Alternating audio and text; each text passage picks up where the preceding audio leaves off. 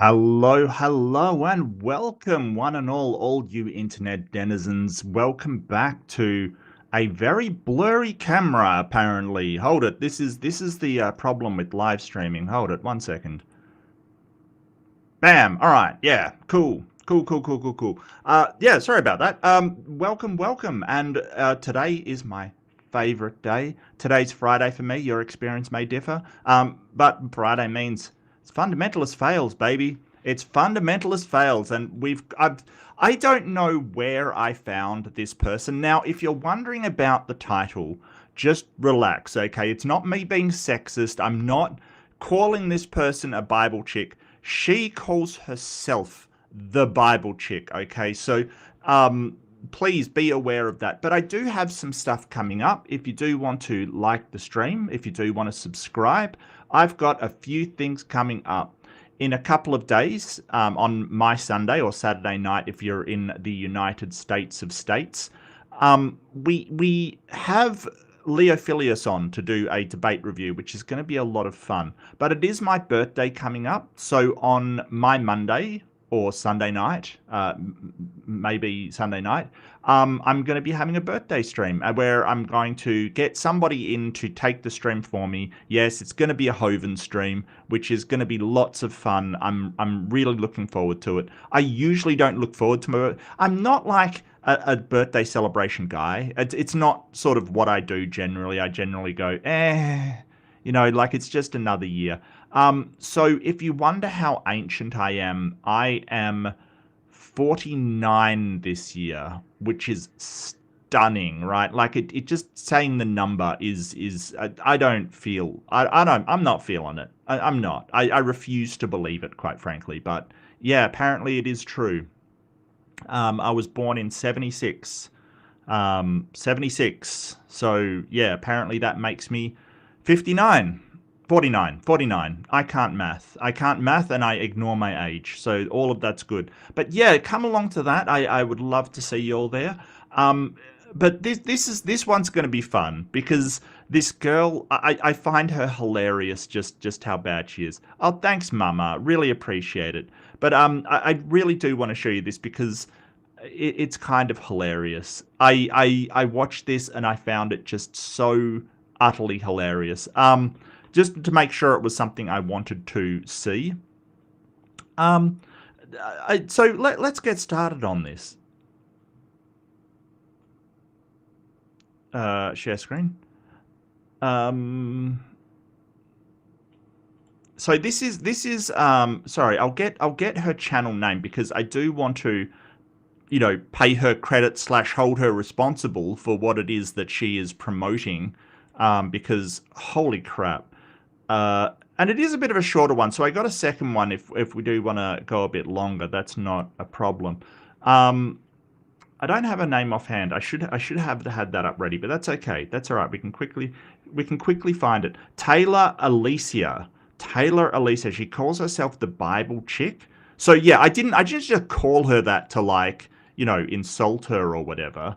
Um, I really didn't. I really didn't. So she calls herself the Bible chick. Welcome to the Bible Chick YouTube channel. I'm Taylor Alicia. I began my journey to Jesus after experiencing the highs and lows of being a social media influencer. I don't know what the highs or lows were. I just found this online. I'm sorry. After incredible success that left me feeling broken and alone, Jesus restored me. Okay.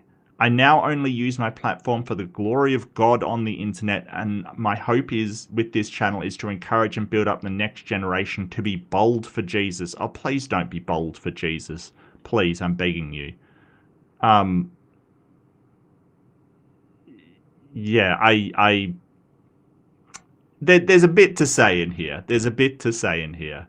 Like, I don't want to be mean to the Bible chick. I just find it hilarious. I'm sorry. Is there a Bible boy asking the real questions? Asking the real questions. You know, I think maybe Redeemed Zuma is the Bible boy. I don't know.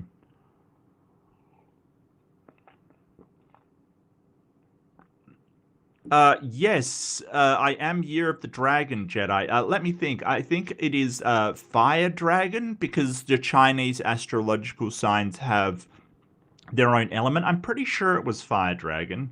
Um, Chinese element is 76. I'm pretty sure it is. The last digit, 6 or 7, is fire. Yes, so I am a fire dragon, apparently.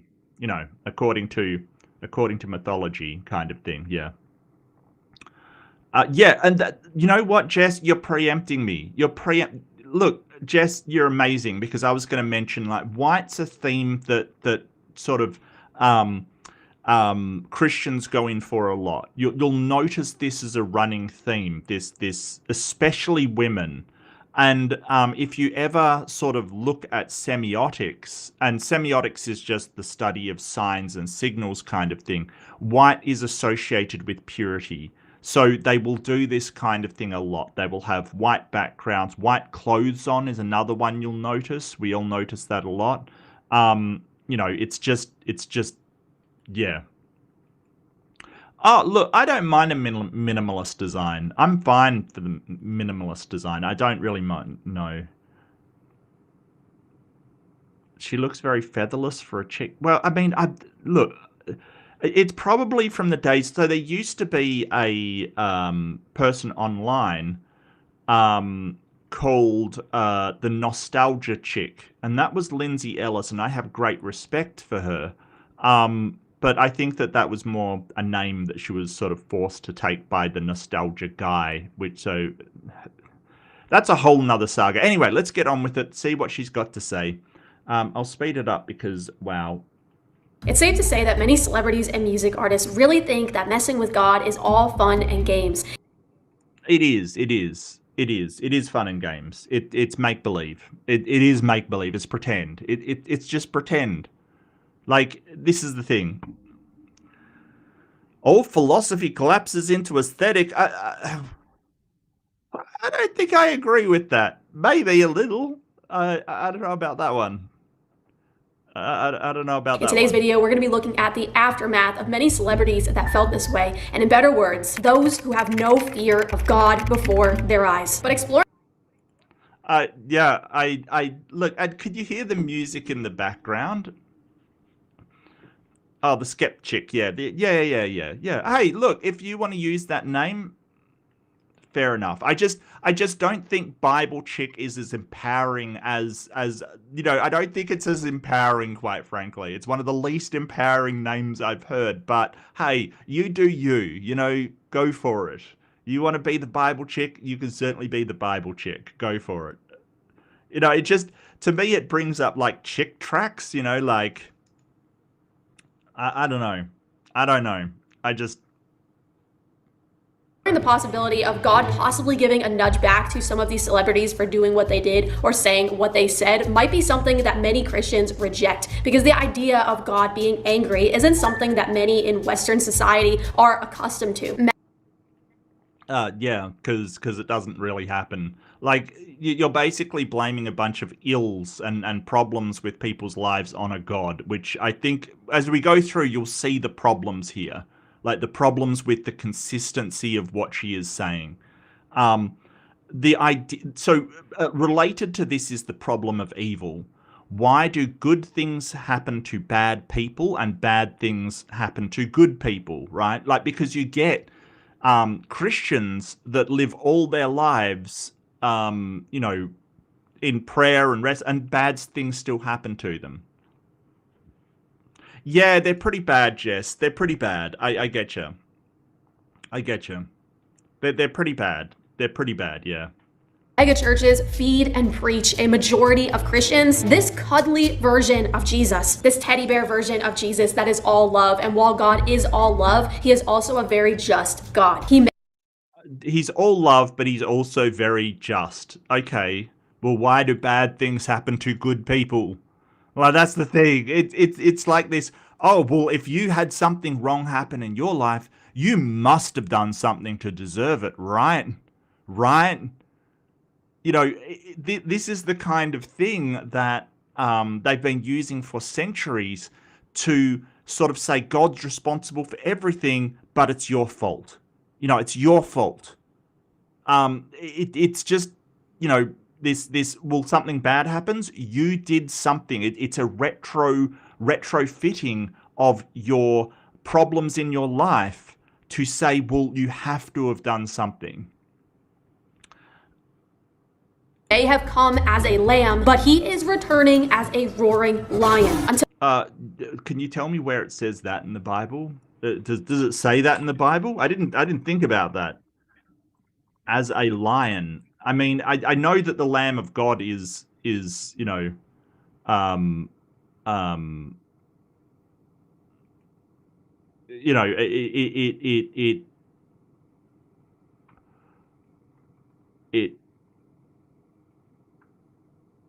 I know it says that Jesus is the Lamb of God and yada yada yada, but I don't recall the verse that says he will come back as a lion. Is this actually in the Bible? Hold on a second. Yeah, no, it doesn't actually say that in the Bible. In First Philippians? Is that First Philippians?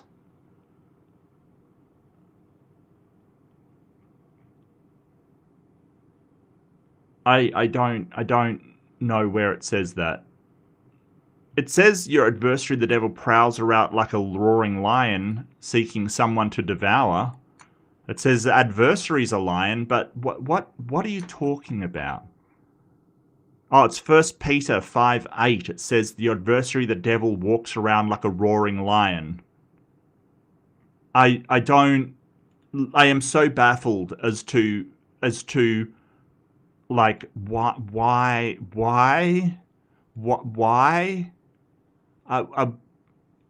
where does it say that in the Bible? I want citations.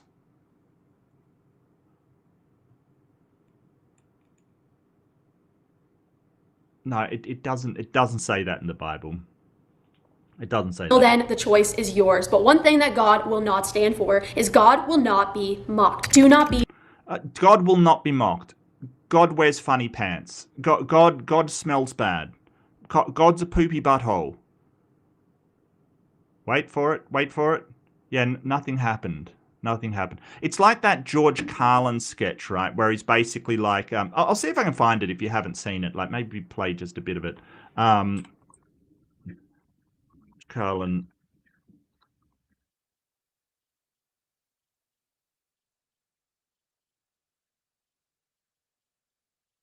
Oh God, do I have to find it?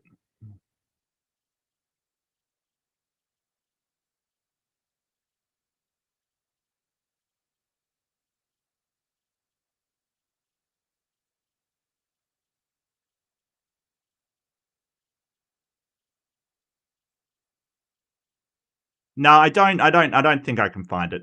Not quickly, but there's one where he says, if God, there is a God, may he strike me dead, kind of thing, and nothing happens. And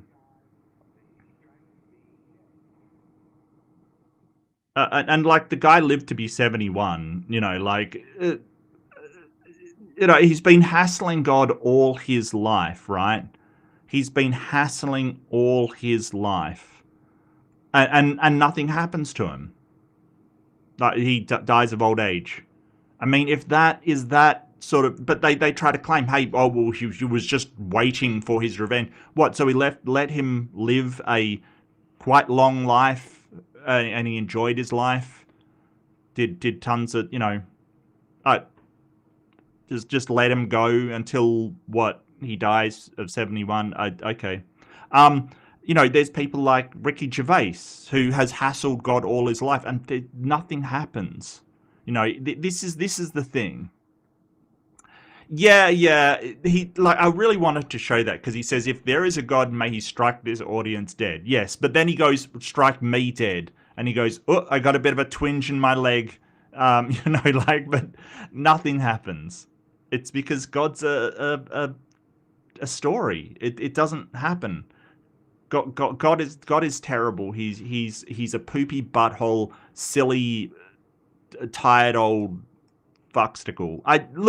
There's no problem with it. It's only you going, something bad's gonna happen in your life. Yeah, guess what? Bad things happen in people's lives. That's the human experience. We all struggle. That's the point. Like, you're basically saying, hey, if you hassle God and then something bad happens in your life, which something bad happens in everybody's life, right? Like, nobody gets a free ride, perfect life kind of thing. And then when something bad happens, you go, oh, it was because of this. So the fallacy there is something called post hoc ergo propter hoc. And I know that's a lot of Latin for you. It just means afterwards, therefore, that was the cause before. It just means that just because something follows, like is after another thing, doesn't mean that was the cause, right? Like, it doesn't mean that was the cause. It's like saying, hey, I drank milk and then, my marriage broke apart. Therefore, me drinking milk is what caused the marriage to No, that's not necessarily the case. Deceived. God is not mocked, for whatever one sows, that will he also reap. Well, many have found that the celebrities that we're going to be covering today sowed, and not only reaped quickly, but reaped publicly. And it really does make you wonder if... Reaped quickly and publicly. Well, God reaps quickly, except when he doesn't. Oh, Carlin died at 71. Yes, he'd been hassling God for his entire life. God used these people as an example for others of what happens when you mock God. Could that be, or are the events that quickly follow these individuals after mocking God merely just a coincidence? Yeah. Because you could do it with, because if you mock God all your life, this is the silly thing about it. If you are a non-believer all your life, and then basically they say, well, you mocked God and then something bad's going to happen in your life, because that's what life is like, right? That is what life is like. And if you're mocking God all your life, of course it's going to precede something bad's happening. Like I said, it's like if you drink milk every day. But the question is, why do bad things also happen to people that worship God? Because the same thing happens to people that worship God. Sometimes they're up, sometimes they're down. Like, this is what life is like. You have wins and you have losses, right? Everybody knows this because we're all doing the same thing. Sometimes good things happen, sometimes bad things happen. And it doesn't matter whether you are fervent in prayer or whether you are a sinful scoffer at God. Sometimes good things happen and sometimes bad things happen. You're just saying, hey, all these bad things. What about Mel Gibson, right? He did Passion of the Christ. He did all of these things. His career died because of alcoholism. Like, was that God?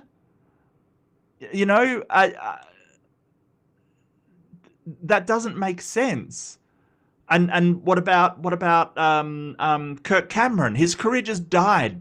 He was a God believer. He still is a fundamentalist God believer.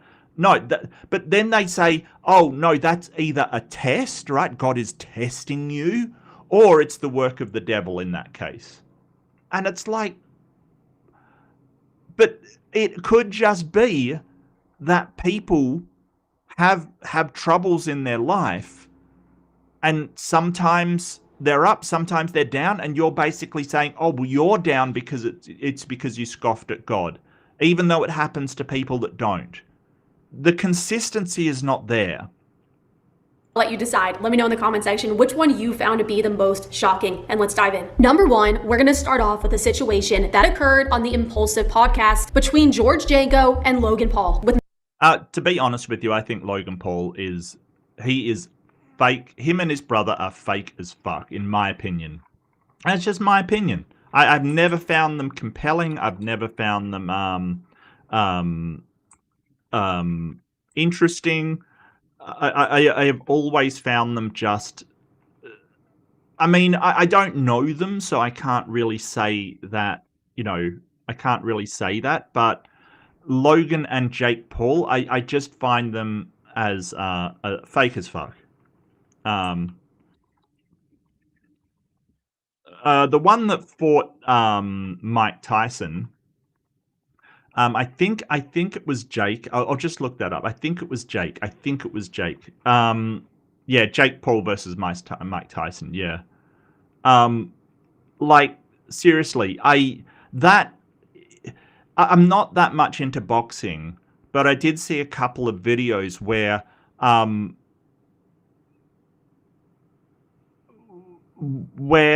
basically Mike Tyson, he like, if you know enough about Mike Tyson, he's got like a bob and then pop kind of thing. He bobs down and then comes up and pops people with either his left or his right. And there was a like several points where he bobbed down, came up and held his, like, he clearly, the muscle memory was there. He was about to slock him one and he just didn't. And it was so obvious that it was set up. Like, it was so obvious to me anyway, from the people I saw. But they've got their followers, they've got their things, sure. Yeah, and I agree, Jess. Logan Paul really, his sort of I think he did some NFTs or something, and did some kind of currency. It was like a zoo currency where people were supposed to get animals or something. It was just a complete con job that really didn't produce what he promised, and that's also a problem with them. They promise and don't deliver. Then he did a sports drink thing. I don't know.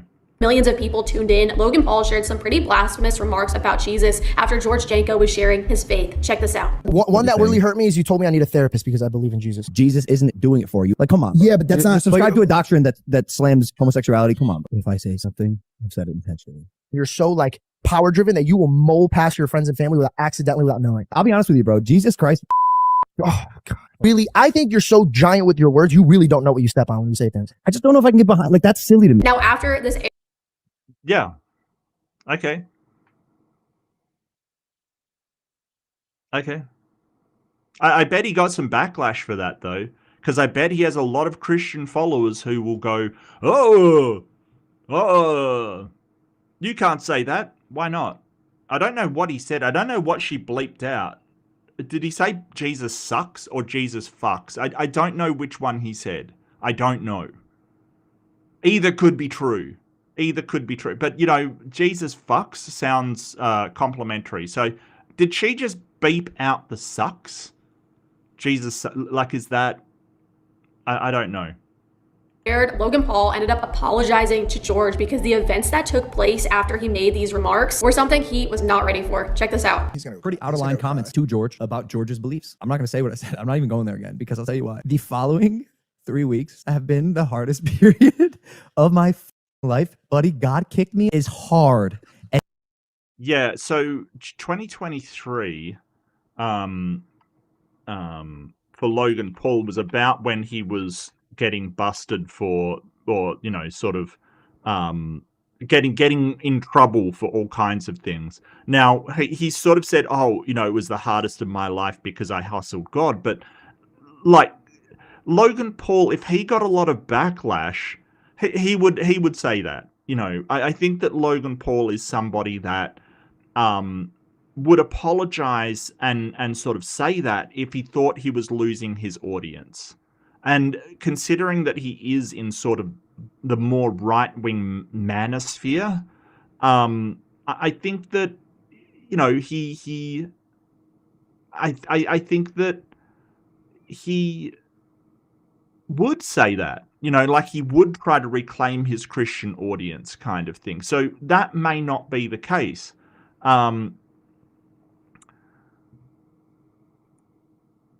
Yeah, it was a mixture of NFT and a game like Pokemon. Yeah, like a zoo program kind of thing. It was never fully programmed, thus did not work. CoffeeZilla collected evidence that it was never supposed to. Also, yeah, I think I saw that on CoffeeZilla, or at least part of it, and it was really interesting that it was sort of, pitched as this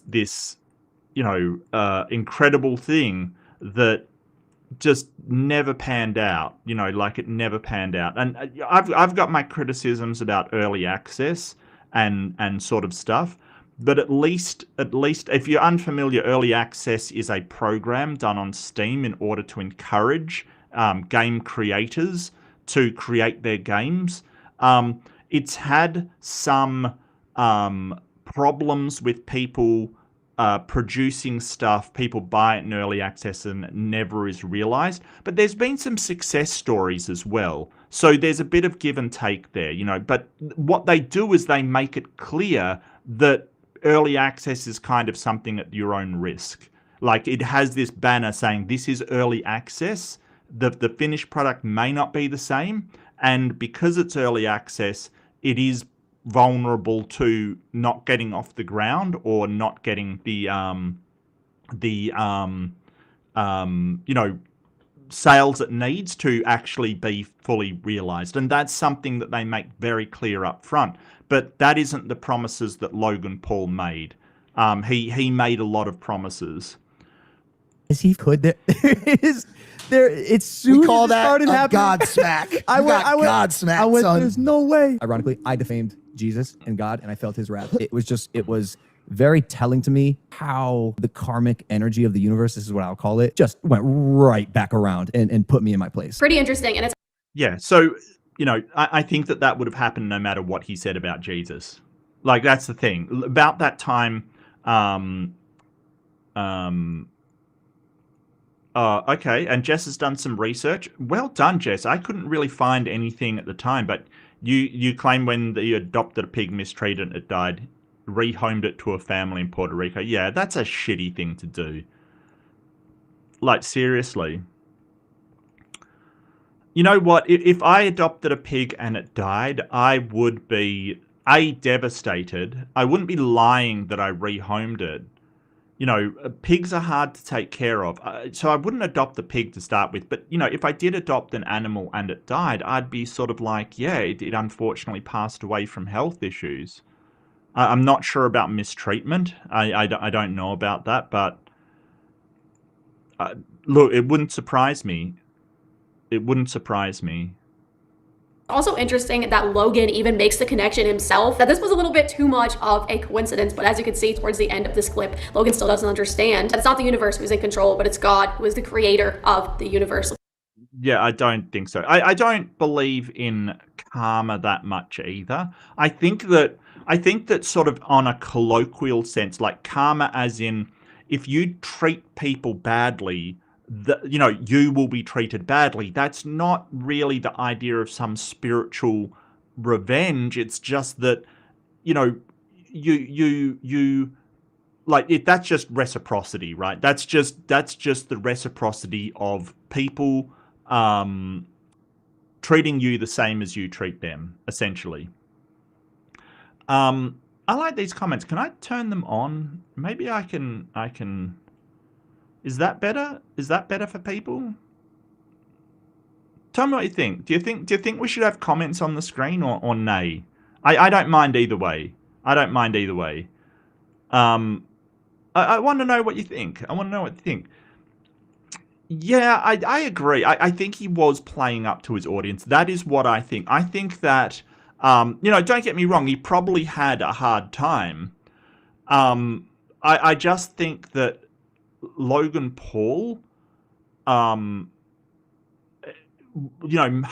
God and found out that a lot of his audience were what I call bro-leavers, right? Have you ever met those people that are like, they're young men, they're angry at a lot of things, and they will use bro all the time. Like they'll go, oh, well, Jesus is real, bro. Why don't you believe in God, bro? Like, that's who I refer to as bro-leavers. People in the manosphere, if you will, this really toxic masculine space that are also God believers that, they really are offended by people's lack of belief in God. Meanwhile, they are doing horrible things to people and saying awful things, but, you know, what does that matter, right? As long as God forgives you. Let's pray for Logan and hope that he comes to the truth. And on to number 2. Number 2, we have Kathy Griffin, who shared some pretty wild words during her Grammy nominee acceptance speech. If this isn't idolatry in its fullest form, I don't know what is. Golden calf? Maybe that's idolatry. Idolatry. Now that's got a very specific meaning. It kind of means that you are putting yourself before God, right? Like you are taking sort of yourself and attributing yourself instead of God, or something else instead of God. Basically, you are worshipping something else instead of God, and I don't think she's doing that. So I don't think it fulfills. So it really does. If you look at the technical definitions of things, it's really more blasphemy. Here, I'll let you hear what Kathy Griffin's got to say, but I think this is a funny as hell speech, to be honest with you. Take a listen. A lot of people come up here and they thank Jesus for this award. I want you to know that no one had less to do with this award than Jesus. He didn't help me a bit. If it was up to him, Caesar Milan would be up here with that damn dog. So all I can say is, suck it, Jesus, this award is my God now! And no, she wasn't blacklisted because I guess it does count, because she is saying, hey, the award is her God now. But number one, she's not serious. Like, doesn't think that the award is her God. So it's not really idolatry. What it may be is blasphemy, right? Which blasphemy is attributing to other things that which God is supposedly responsible to, right? So if I say, oh, well, it wasn't God that saved me, it was those doctors in the hospital that worked hard and did all this, that's blasphemy, right? Like you're basically saying, well, God didn't do that, these doctors did. Or, you know, God doesn't make it rain, it's normal natural precipitation. That's blasphemy, right? So idolatry is worship of something else instead. And I don't think she's serious, so I don't think it's idolatry. It can be blasphemy because she's basically saying, well, you know, I think she's just basically saying, hey, you know, it's weird that people get up there and then thank Jesus for the award when they put a lot of time, effort, and sacrifice into it, right? That's what she's saying. No, that's the joke. I don't know why I've got to explain the joke, but apparently I've got to explain the joke. She's basically saying that, hey, I worked really hard for this. A lot of people worked hard for this. And, you know, she's not religious, so Jesus had nothing to do with it. And I think it's not...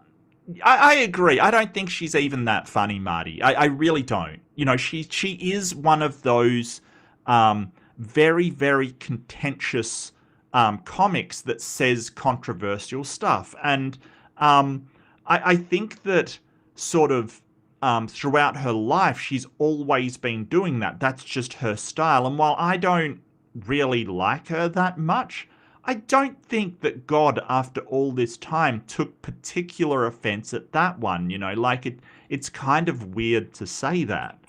You know, I don't know. It's very strange because she's been saying that kind of crap for ages.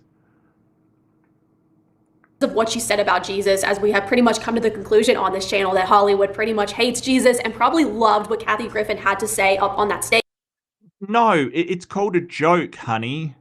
Like, that's the thing. Hollywood doesn't hate Jesus. That's the thing. That there is a segment of Hollywood that is very pro-Jesus. There are Christians in Hollywood. It's just they don't generally force their beliefs on other people because it is a sort of a area where there are a lot of different faiths, beliefs, a lot of beliefs against religion, a lot of beliefs for different religion. Like, it is a space where there is a lot of diversity.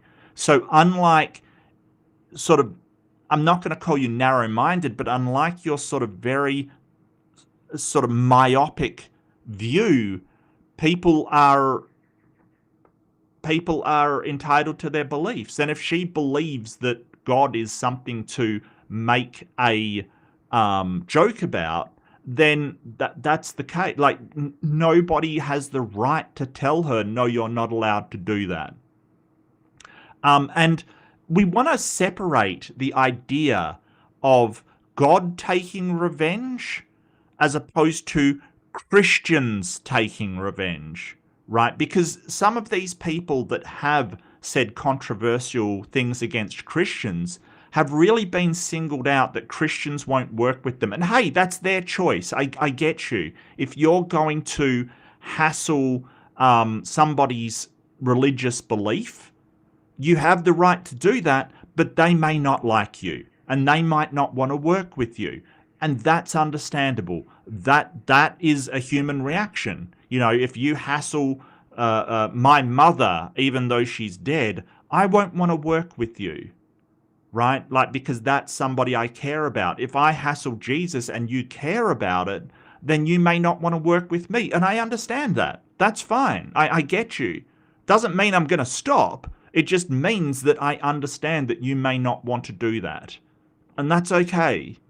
That's okay. I don't, just say you don't want to work. That's fine. I totally get it. But, this kind of thing, she's just making a joke, and it's not like all of Hollywood hates Jesus. No. You're lumping everybody into one. There's a lot of Christians in, there's Chris Pratt is famously religious. Hell, Stephen Colbert is religious. I mean, I know he's more New York. I know that he's more New York, but he's famously a devout Catholic. He just doesn't have the fundamentalism that these people do. Fundamentalists believe that everything in the Bible is true and accurate and cannot be questioned.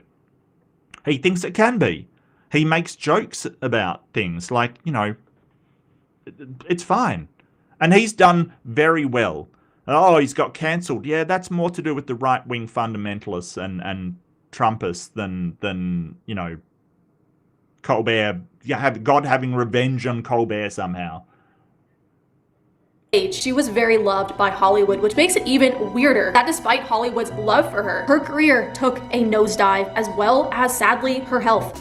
I can't get a television series even though I have 8 Emmy nominations and 2 wins, and nobody will let me do a special at this time, even though I hold the Guinness Book of World Records for the most televised stand-up specials of any comedian, male or female, living or dead. I just want you guys to know I'm fully in the middle of a blacklist. I am not booked on any talk shows, but this wall of crap has never fallen on any woman in the history of America like it has on me.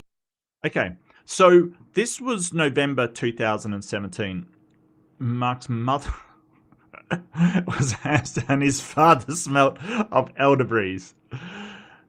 Go away, or I insult you a second time. Look, you can't insult me with Monty Python. I'm sorry, it's just not possible. I love Monty Python too much for me to insult me with that, especially the Holy Grail, which is probably my favorite Monty Python movie. Just putting it out there. You can't do that to me. Anyway, so Kathy Griffin, a lot happened to her over this time, kind of thing. And this was following, really what happened was that she did a poster of her with the head of Donald Trump. Right, and Fox News jumped on it. A lot of people jumped on it. So this was in 2017. Like, so May 2017 is when she posted this video, kind of thing. Before that, even though her life has always been very contentious about her jokes and stuff, she really did shock a lot of people. She was banned off The View, right? She sort of was banned because she had an argument with Elizabeth Hasselbeck.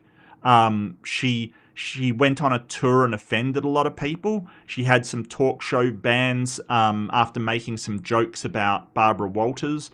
In 2005, she said that 11-year-old Dakota Fanning had ended drug rehabilitation, a joke that did not land very well, and a lot of people were angry about because she's hassling an 11-year-old who probably doesn't even understand. So it's not that it was specifically the hassle of Jesus that did it. She's had some really terrible jokes, kind of thing.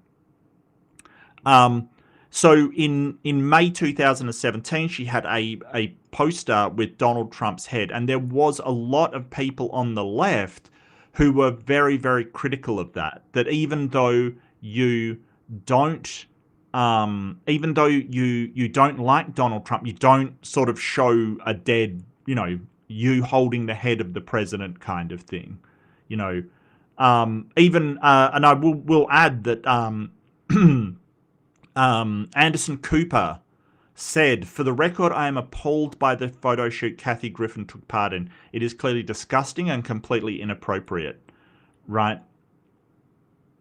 Griffin talked about the photo saying, "Stop acting like my little picture is more important than talking about actual atrocities that the President of the United States is committing."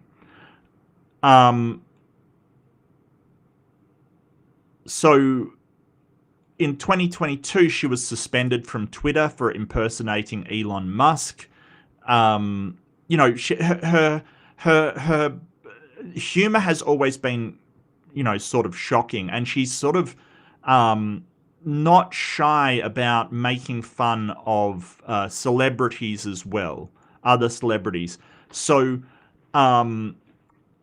especially like the reason why she was banned off certain talk shows was because she made fun of a 11-year-old having a drug habit. It's just not, like, the audience just found it appalling, not funny. Like, really, because that kind of thing to an 11-year-old, an 11-year-old doesn't know how to deal with that. You know what I mean? Like, how does an 11-year-old deal with that? It's not right. It's really not right.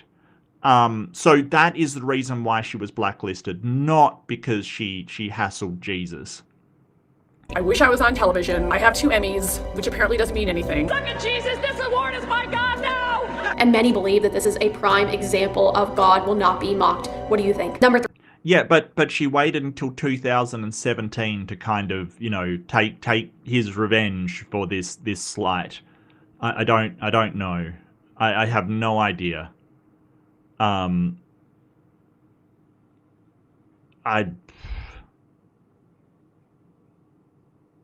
We have Celine Dion. Oh, you're going to demonetize me, lady. Stop. Stop. No. We're not getting demonetized today. No.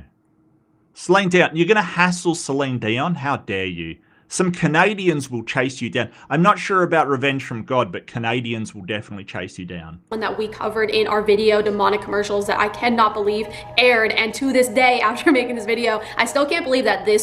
So I saw that and I got that one too. So we can look at that one after if this one, we've got a bit of time. I think that's a good idea. Commercial by Celine Dion aired. If you haven't seen it, take a watch. She rolled out this new fashion line, and it's in conjunction with Of course she's watching Fox News. What else would the Bible chick watch for her news and current events? But Fox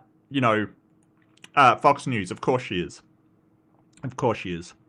You can see those YouTube dollars being vacuumed down my hand.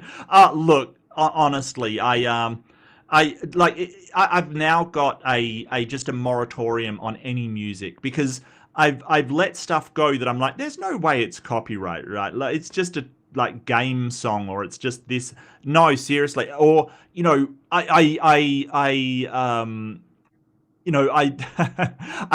I've played it for like 2 seconds, and it's just like, oh, that'll be fine, right? It's only 2 seconds. Nope, they're crazy. I just, who's gonna really watch this segment to hear like literally 5 seconds of Celine Dion? Like, seriously, guys, can we chill out? I think that the just as a tangents in the chat, please. But I think the copyright system of YouTube isn't for protecting copyright anymore. It's just trying to get the most money out of people that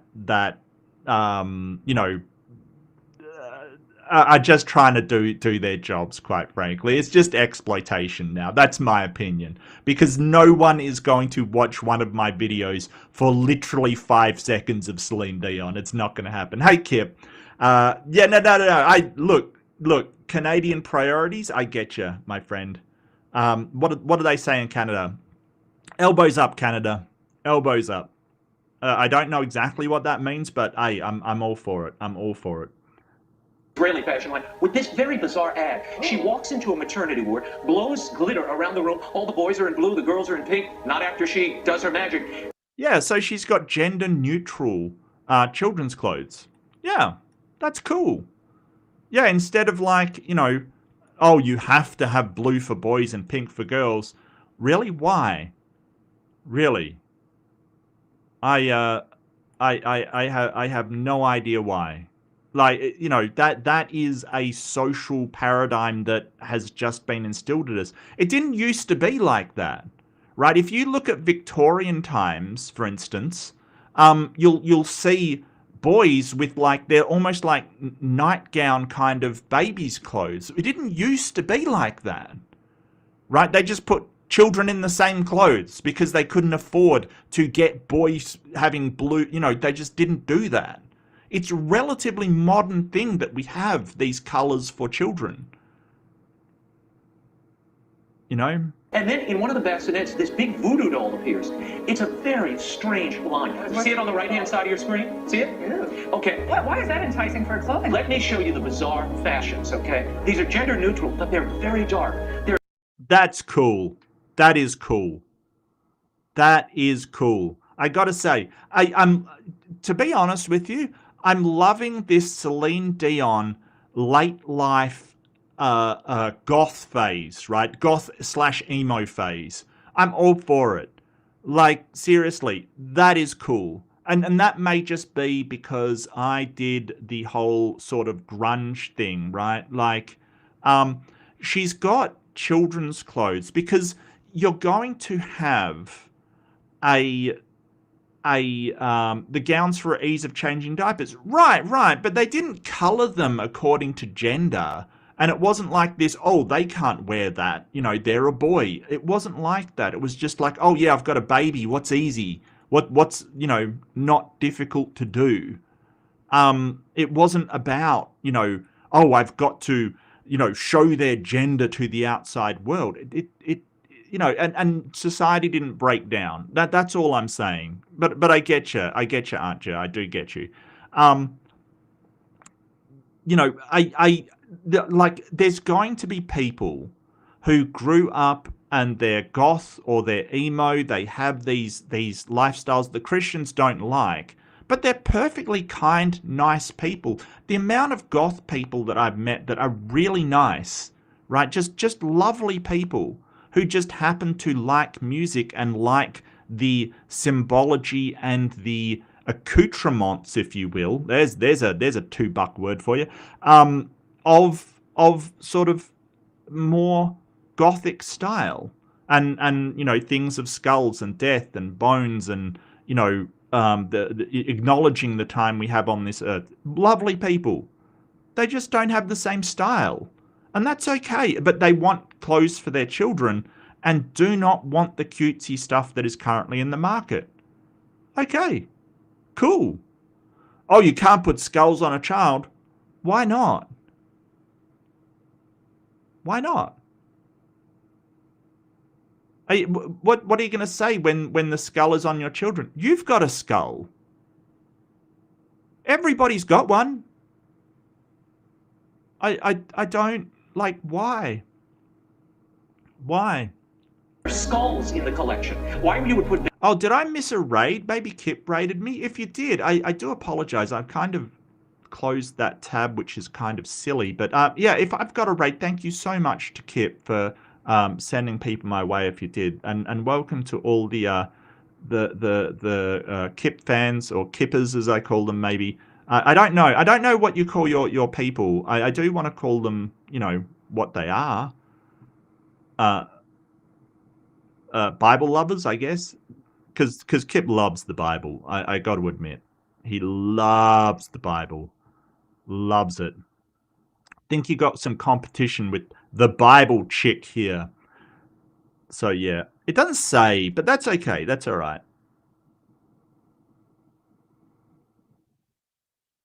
That's okay. Yeah, so we kind of hide mortality from children, and while we oh, no worries, Kip. No worries at all, mate. I just want to, if somebody raids me, I want to thank them. That's all. No worries at all, my friend. So I know, mate. I know. Yeah, this has got nothing to do with a child's development, whether they'll develop into a healthy adult or whether they won't. It's got nothing to do with it. Like, we all have skulls. We all are going to die. It may be prudent to introduce them to the idea of mortality earlier rather than later, right? Like, I remember this whole idea as being a shock to me. But, it's something that we've all got to deal with. When do you tell a child about mortality? It's a hard question. But, them wearing skulls on their diaper, it isn't going to change anything, like, seriously. Babies and skulls, I don't know, phones. Planned Parenthood. There's this all-seeing eye that's, a big thing with Is that kind of the Antifa? No, that's a big thing. Why is an all-seeing eye a big thing with Antifa? It isn't. It isn't. That's an Illuminati thing. Like, they can't even get their random mad conspiracy theories right. They don't, like, they're all seeing eye as Illuminati, and they're like, oh, it's associated with No, it's not. That's anti-fascism. Come on now. Fox News is just like, Fox News is so badly wrong about so many things, and it is appalling. It's appalling. Like, why are they allowed to have news in their title? That's what I don't get. Because every time these absolute horrendous fuckers go to court, they say, well, we're not news, we're entertainment. Well, why do you have news on your logo? Is that not false advertising? secret group. Bizarre. And this group, this new, they have demonic designs with horns. Why is that a demonic design? Why is that a demonic design? I don't get that. I really don't get that. Hoodies for kids. It's very dark. Look at this. This is from their Instagram. That's more pagan looking to me. That's from their Instagram? Okay. Like, she's basically tapped into a market that says that I don't like the cutesy, soft children's clothes that we see. I like either the sort of gothic, the emo, the pagan. There's people with all kinds of tastes. And instead of saying, hey, I wouldn't put my kid in that, but you're entitled to, buy the clothes for your child that you want, they're like, oh, how dare you not conform to my expectations about society? Look, to be honest with you, if I saw that kid, right, the kid in the onesie, that kid, I would go, oh, that's cool, right? I don't know. I just would. It's just a cool onesie. I don't know. There are skulls in the collection. Why are you... Skulls, yes. I hate to break it to you, but you have a skull, sir. There's one inside your head. Presumably that's all that's inside your head, but you have a skull. This is from their Instagram. That looks like something out of the... I don't know if he knows this, that humans have skulls. It's like saying, and the weird thing is, some people put poops on their clothing kind of thing, right? Like, cartoon poops. They've got nothing to say about that. Wizard of Oz and the Lollipop Kids. It's really sick. Well, Celine Dion and the founders of this brand explained themselves in a CNN interview. Watch this. You know what? You don't know what they're going to become later. And you don't want for them to have psychologiquement a problem of growth. And say, I'm supposed to be like that, I'm supposed to say that, I'm supposed to dress like this, because I'm a guy, I'm a boy, I'm supposed to do... No. It's very clear. Oh. I agree with Celine Dion. I'm sorry, I just do. You're basically instilling them with conformity and subservience and obedience to social ideas. Whereas I think Celine Dion is talking about encourage them to think for themselves, think critically. Just because we've always done it that way, which I might add we haven't. Like I said, back in the Victorian era, there was no blue for boys, pink for girls, has to have happy things on it. No, there was none of that. Okay, there was none of that. It was about utility and convenience, as I think Left-Handed Jedi pointed out. I don't think that no, it was Aunt Germ maybe. Look, it doesn't matter. Look, it's just about, hey, they have certain ideas and things that they like and things that they want to encourage their children with. And part of that is the goth scene, is the thing. And I know that Christians don't understand that, right? They don't understand that in this society, people have different beliefs, they have different likes, they have different things. And as long as it's not harming anyone, and trust me, it's not harming the children, it doesn't matter. But they think that their beliefs, that the children are harmed by anything non-Christian, trumps other people's. I'm not trying to make a pun, but they think it overrides, like your belief that Jesus doesn't like skulls or whatever is going to override other people's beliefs. It doesn't. It doesn't.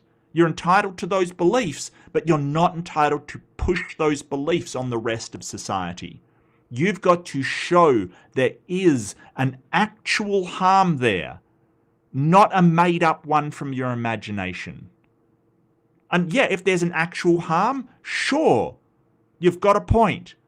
But if there's no actual harm, then your beliefs don't get you there. And if we could just move past this ridiculous superstition, it's like someone coming up to you and going, hey, you stepped on a crack just there.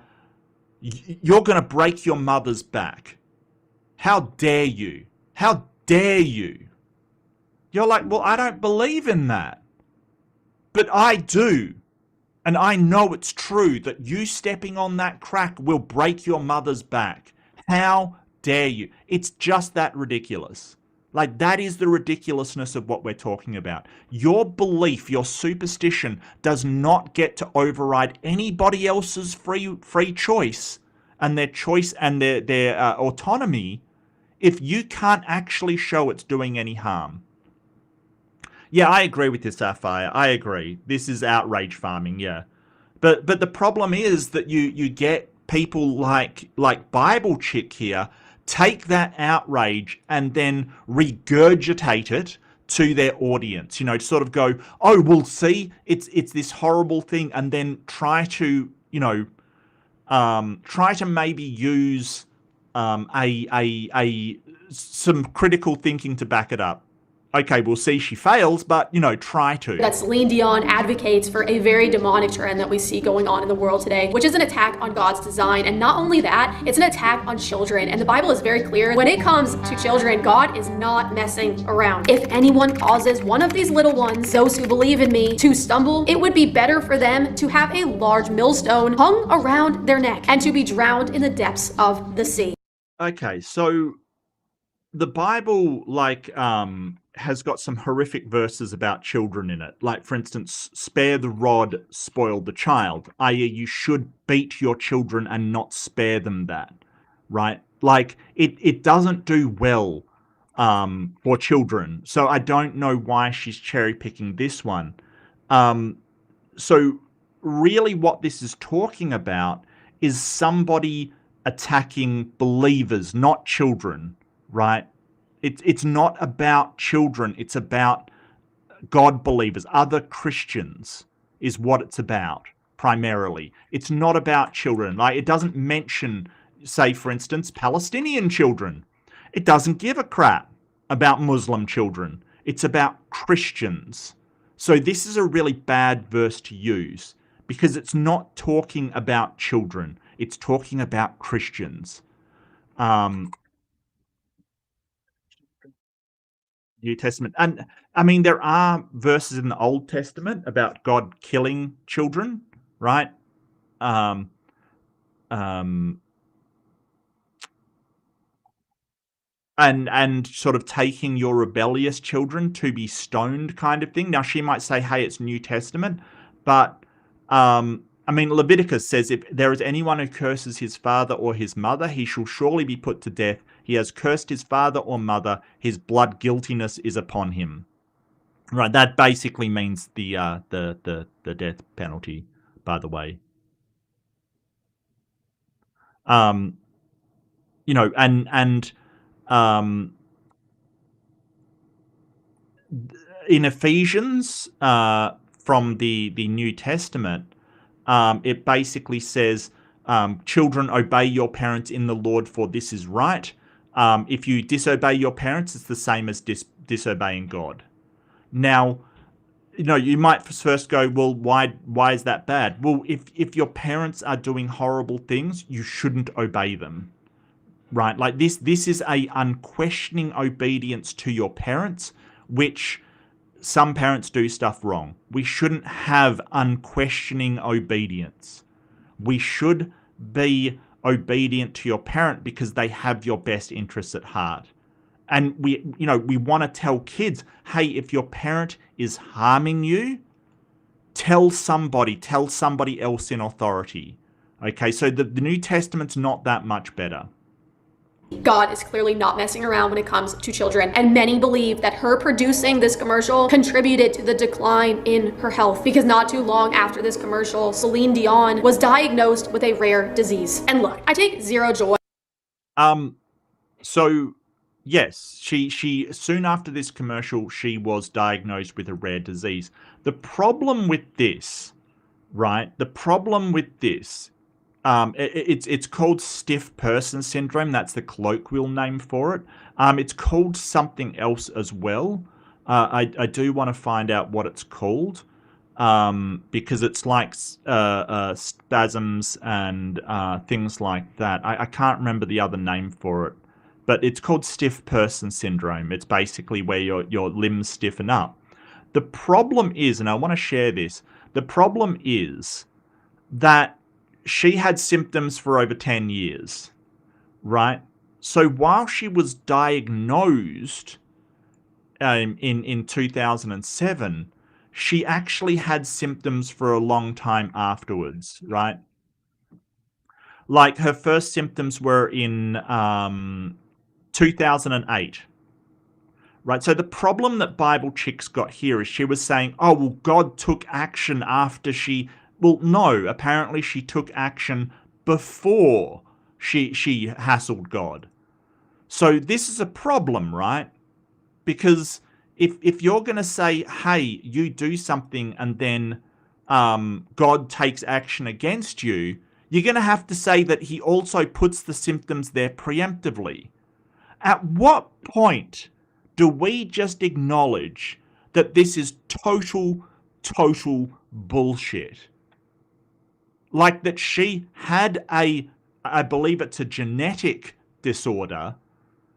She brought out this kind of clothes and then she was diagnosed. Like this one thing has nothing to do with the other, right? Nothing to do with the other.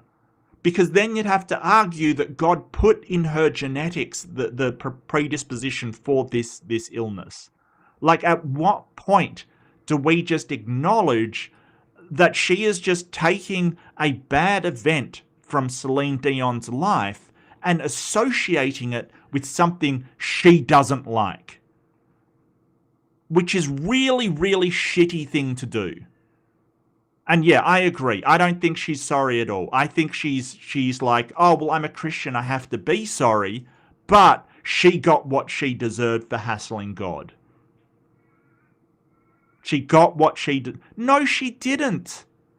And can we just point out that, do you think it is fair to have to live your life with a debilitating disease because you made gender-neutral goth/emo range of clothing for children? Do you think that's a fair punishment? Like, really? What is wrong with you? And the symptoms happened before she ever did this line of clothes. So, you know, Bible chick, terrible. But of course, these people don't research that. All they do is they pop open their Christian browsers, look at their Christian stuff, somebody says something, and they just go, oh yeah, I believe that. You didn't look up what actually happened in Celine Dion's life. You didn't look up if she had symptoms or problems before that. You didn't bother. You just regurgitate this stuff to your 500,000 followers and they buy it and regurgitate it to others. It's terrible. Don't attack Celine Dion. She's twice the woman you are. Out of watching Celine Dion suffer, whether she mocked God or not. I don't take any joy out of that. This is very heavy and hard. Well, then why does God do it? Why does God do it then? Isn't he going to punish her for eternity in hell? Isn't that enough? Oh no, God needs to get a bit of a whack in before the final siren. Yeah, sounds like a real moral character there, yeah. Heartbreaking to watch someone go through this type of pain. Many people have made the connection that the decline of her health is due to this commercial and due to her mocking God and playing with God. But do I think that God inflicted this pain on Celine? No, I honestly do not. But what I have come to know, pressing... Okay, so you make a video about celebrities mocking God and getting what they deserve from God. And then you go, do I think this is punishment from God? No. But you just said it was. Oh, yeah. To the Bible and also just doing this walk with Jesus is that if you are not walking with Jesus, you are not under the protection of Jesus. And this world does not play fair. The prince of the air does not play fair. And when you are not... Yeah, so when it doesn't line up, you basically go, well, it was the devil then, because the God wouldn't... Like, she's aware, this Bible chick is aware that God inflicting a horrendous illness on somebody, right, is a really horrible and a really awful thing to do. Like, just because someone doesn't believe in you and love you, you cripple them for life, or, you know, you afflict them with something that could possibly cripple them for life, right? It sounds really bad. Okay, it sounds like God's being a bit of a dick, doesn't it, Bible chick? Yeah. Well, we better say, oh, well, I don't think this was God. This was the devil instead. Oh, come on now. But because you're not under the protection of God, this happened to you. What about all the faithful people who have gotten diseases? What about them? Were they under the protection of God? What about all the children getting malaria and leukemia? Did God go, no, they don't get protection? Why not? This is the inconsistency. This is the terrible critical thinking of the people like this. That they go, oh, well, anything bad that happens to you is because you're not under the protection of God. Anything bad that happens to me, well, that's got nothing to do with it. Because I am under the protection of God. Really? You've had nothing bad happen in your life? Really? And I just want to point out, and this is fantastic, because I just want to point out, and I mean, I don't like being petty, and, you know, I don't like being petty, but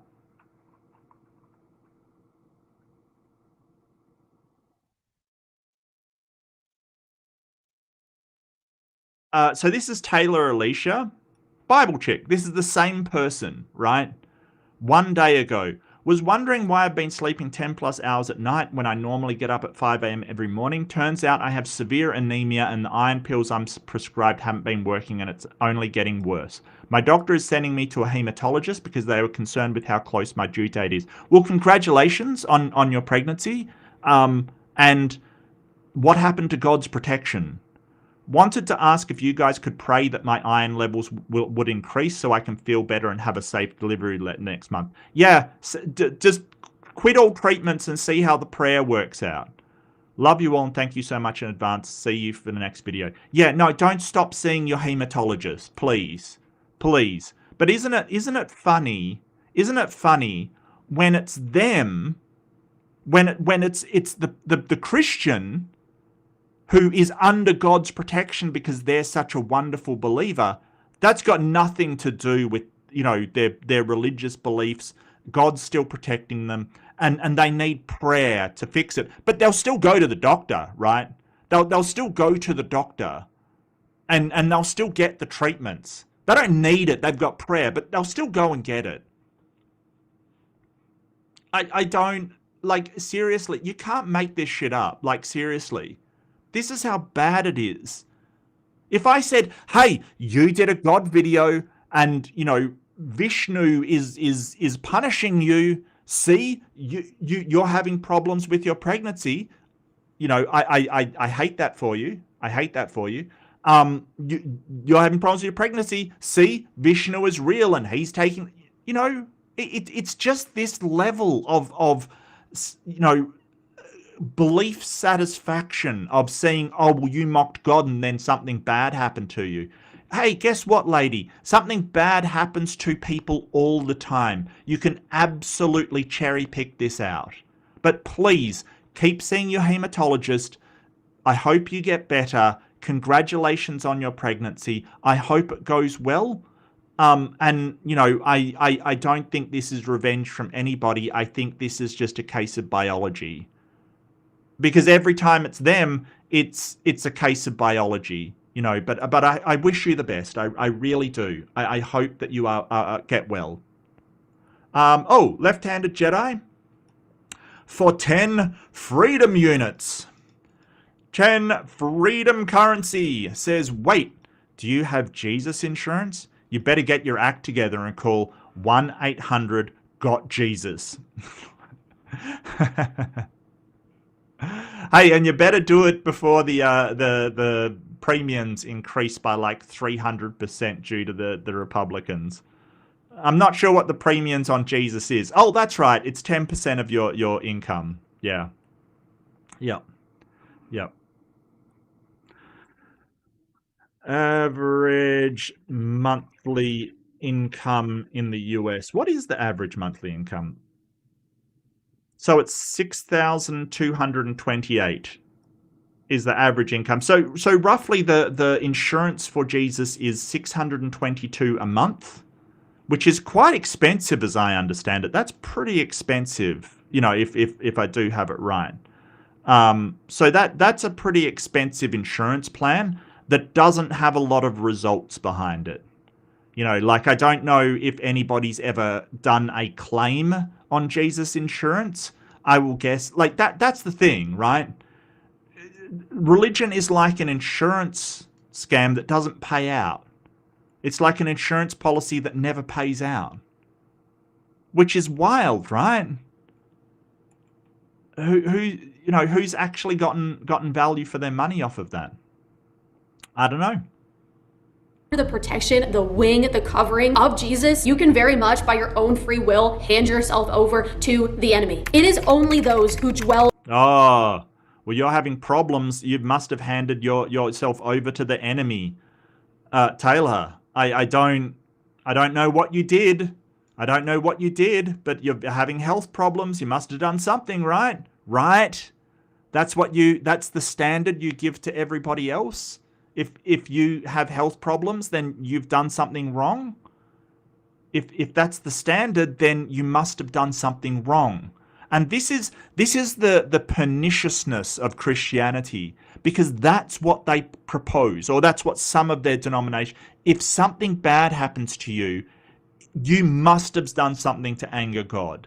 And that's where the guilt, the shame, the inability to tell people when something is going wrong in your life, right? Because God would never allow it if you didn't do something. And that's kind of the victim blaming that we expect out of Christianity. Like, something's bad happened to you, you must have done something wrong. In the shelter of the Most High, who will rest in the shadow of the Almighty. He is only a refuge and a fortress to those who put their trust in him. When you put your faith in God, surely he will save you from the fowler's snare and from the deadly pestilence. Yeah. Black Death famously killed a lot of Christians, like a lot of them. And this is the archaic thinking that they get into.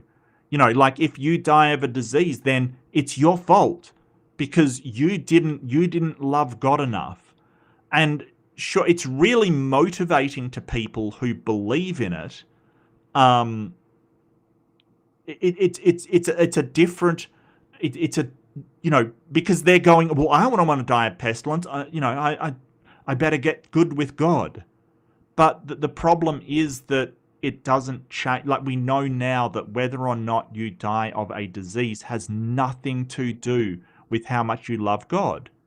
And there's a lot of people who absolutely are fervent believers, and they die. But she doesn't explain that. She just sort of says, well, no, that's where the Christians retroactively, or I should say some Christians retroactively go, well, you didn't really believe, because if you believed, you wouldn't have died from pestilence. Just insulting, really.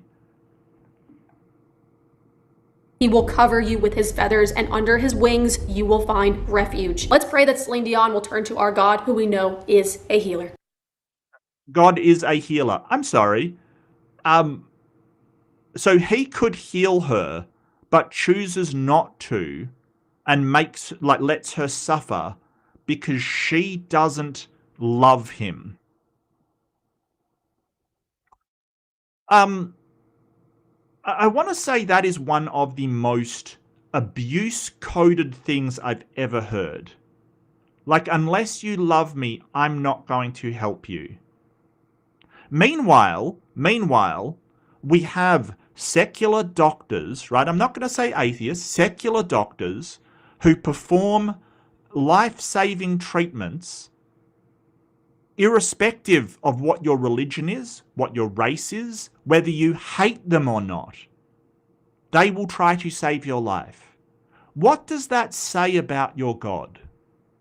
That you have on one hand, say people like in Médecins Sans Frontières, right? Doctors Without Borders, who even if you hate their guts, they will try to save your life because that is the oath that they took. That is their contribution to the world. And respect, mad respect for doctors who will help people regardless, because they are human too. That is mad respect from over this side. Just some of the greatest human beings. And meanwhile, you've got God who could help, but he's not gonna, because you don't love him. I mean, seriously. This is your moral standard.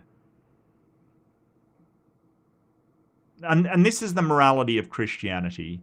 God could help you, but you don't love him, so suffer. Wild. Just wild. Number 4, quickly covering Lady Gaga as she performed her blasphemous song Judas live at a concert, where she was hit over the head with the microphone stand. A lot of people found this to be a little tap from the Lord. Number 5, we have Heather. Whoa. You brushed past that one quickly. I'm sorry. She's literally doing a song called Judas. And she is been blaspheming God for ages. And she gets a tap over the head with a microphone. Like a simple stage prop. I mean, I would say accident, but it's just a malfunction. It could happen at any time to anybody.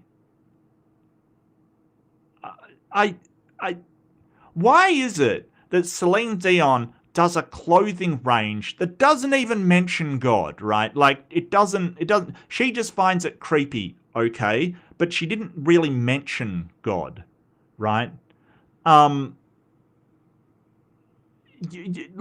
is it that Celine Dion gets struck down with a horrific, debilitating disease? Lady Gaga, who has been really outspoken about God, gets a light tap on the head from a microphone.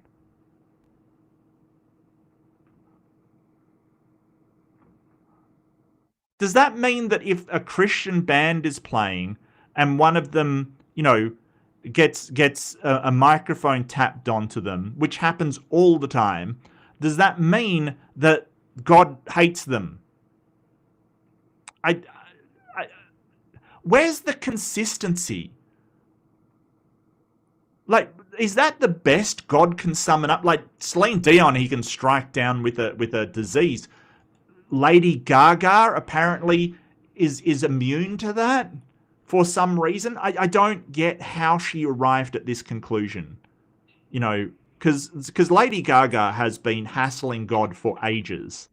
And then there's people like, you know, as I pointed out, people like Ricky Gervais has been laughing at God for ages, right?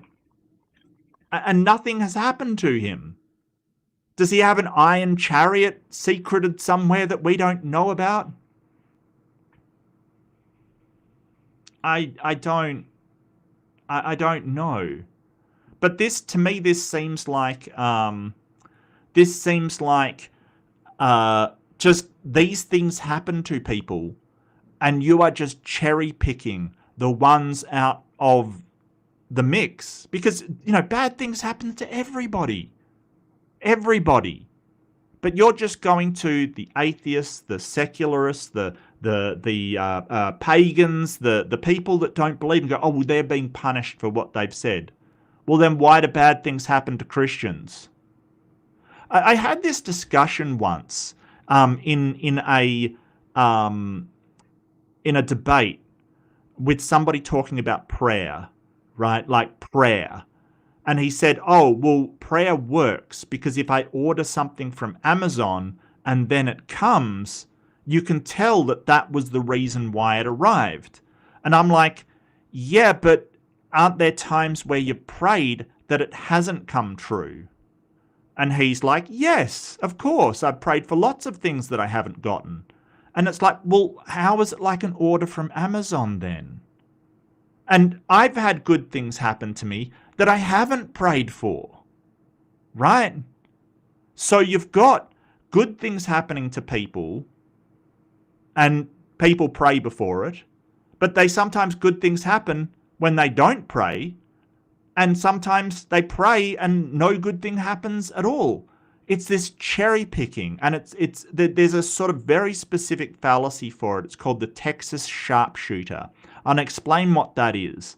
It's basically when you fire off a lot of instances, and that's the sharpshooter part. You count the hits, but you ignore the misses, right? You're basically just counting the hits and say, hey, I've got perfect accuracy. Well, if you only count the hits, that's exactly what you will get. It's sort of ignoring the failures in order to say something was successful. So all of these, she's ignoring all the times that Lady Gaga has done a set and nothing has happened. Or Ricky Gervais has you know, hassled God and nothing has happened. It's wild. Left-handed Jedi for $2 freedom dollars says, wait, are they miracle porch bandits? Kind of, yeah. Well, I was just, like, in that debate, Left-handed Jedi, in that debate, I was pointing out that it's not like Amazon, because if you order something from Amazon, it will come, and, you know, you don't expect it not to arrive, which with prayer, you don't do that. Sometimes it comes, sometimes it doesn't, and you go, oh, that's not like Amazon, right? And with Amazon, you don't just get stuff arriving at your doorstep when you haven't ordered it, which is what happens in life. Sometimes good things just happened. You never prayed for it. It just occurred. So it's nothing like Amazon. And this was the point I was making in the debate. I should clip that and put it up. I'm gonna make a list of stuff that I should put up to sort of highlight some of my points. You're right. You're right. You never said anything, but you're right. I should be putting this up in clips. Amazon prayer delivery.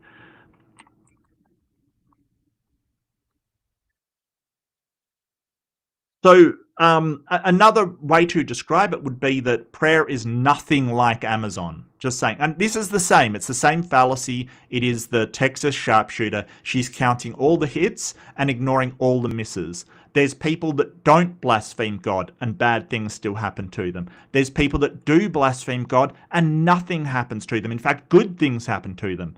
She is just ignoring the ones that don't fit with her narrative. And it is a logical fallacy for a reason. Found this to be a little tap from the Lord. Number 5, we have Heather McDonald, who is a very famous stand-up comedian, and this clip absolutely went viral. I'm sure so many of you guys have seen it before. Many Christians believe that God responded rather quickly to this comment. Watch this. I don't mean to brag, I don't care, but I want you to know, double vaxxed, booster, flu shot, and I'm gonna be honest, I have the shingle shot too. Traveled, went to Mexico twice, did shows, meet and greets, never got.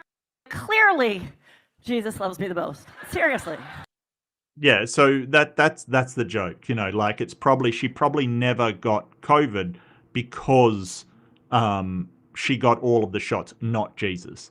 And this was a problem during the pandemic because people were going, well, Jesus will protect me, and he didn't, right? That's the problem. That people will go, hey, my faith will protect me against a disease, and it doesn't. I remember there was one pastor, actually, I'll look him up. There was a pastor that sort of said, hey, I don't need a shot. And then because he's protected by Jesus, and then unfortunately he passed away of COVID.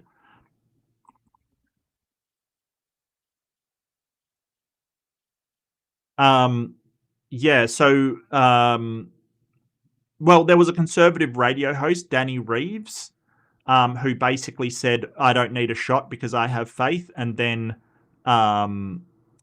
he got COVID. Right? He almost died of COVID. Okay.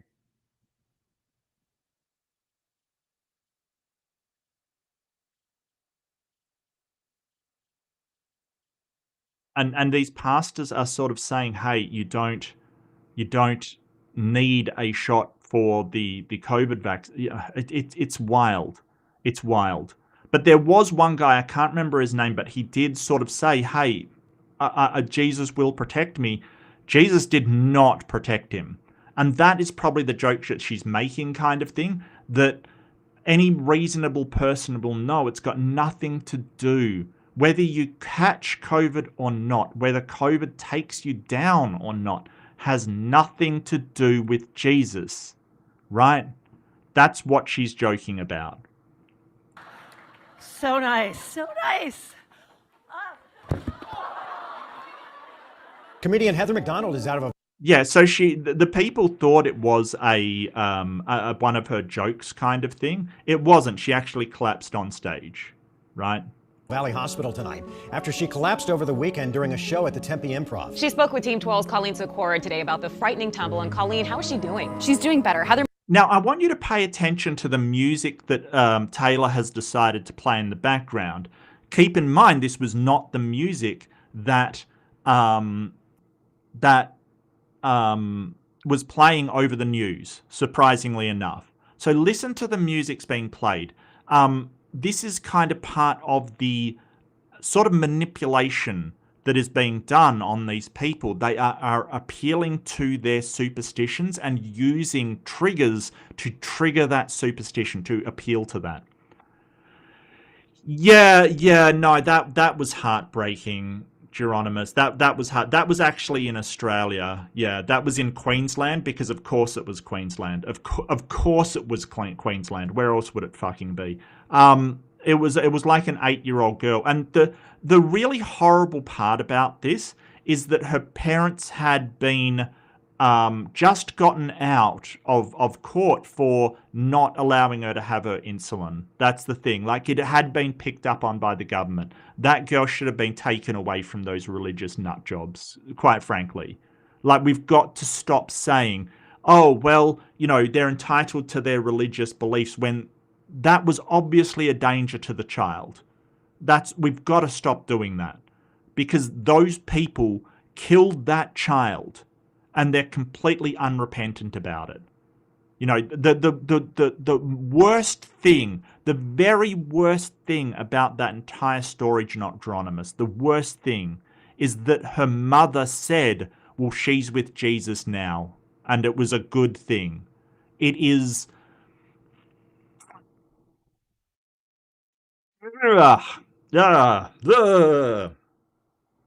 The Yeah, it's horrific, Geronimo. I'm right there with you. Yes, yeah. McDonald says she stayed at St. Joseph's Hospital over the weekend as they ran tests to figure out what happened here Saturday night at the Tempe Improv. She says they don't really know why she collapsed 3 minutes into her act. Yeah. Hear the music? Hear the music? Hang on, I just want to just focus on that for a second. Do you hear the music? To figure out what happened here Saturday night at the Tempe Improv. She says they don't really know why she collapsed 3 minutes into her act. Yeah, and the fact that they still don't know what happened up on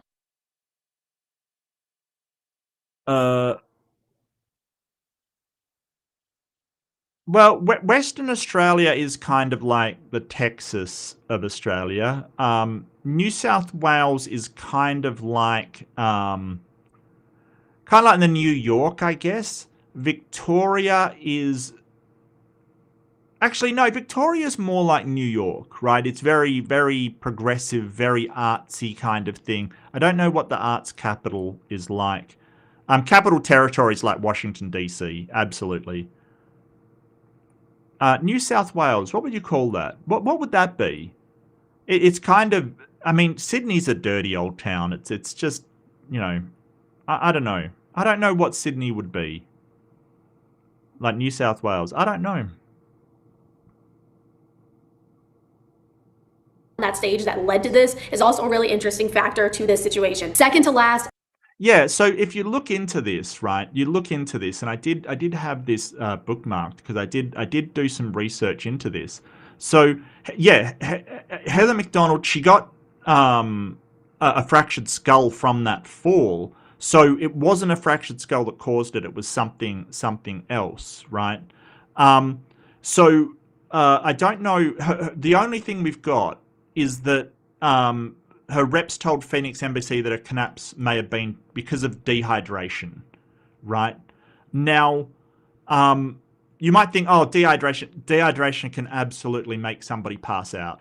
Absolutely make somebody pass out, right? I know people that have passed out due to dehydration on Australian beaches. Look, I've done surf lifesaving. I know one girl on a beach that dropped dead due to heat stroke and dehydration. She was drinking the night before, right? And so it may not have been like, because one of the things that occurred to me, maybe she was, had a few, she was at a comedy club. Maybe she didn't. Maybe she was dehydrated from drinking the night before, because that can happen as well. So yeah, she was dehydrated, she got dizzy, she fell over and hit her head. That's it. That's the entire story here. Like, it doesn't have to be from hassling God. Because there's been a lot of comedians that have got up on stage and hassled God, and nothing has happened. Look, can I point out Ricky Gervais again? Fantastic career, really funny guy, really deep guy, a real deep thinker. I really like him for his takes on things. Nothing bad has really happened to him.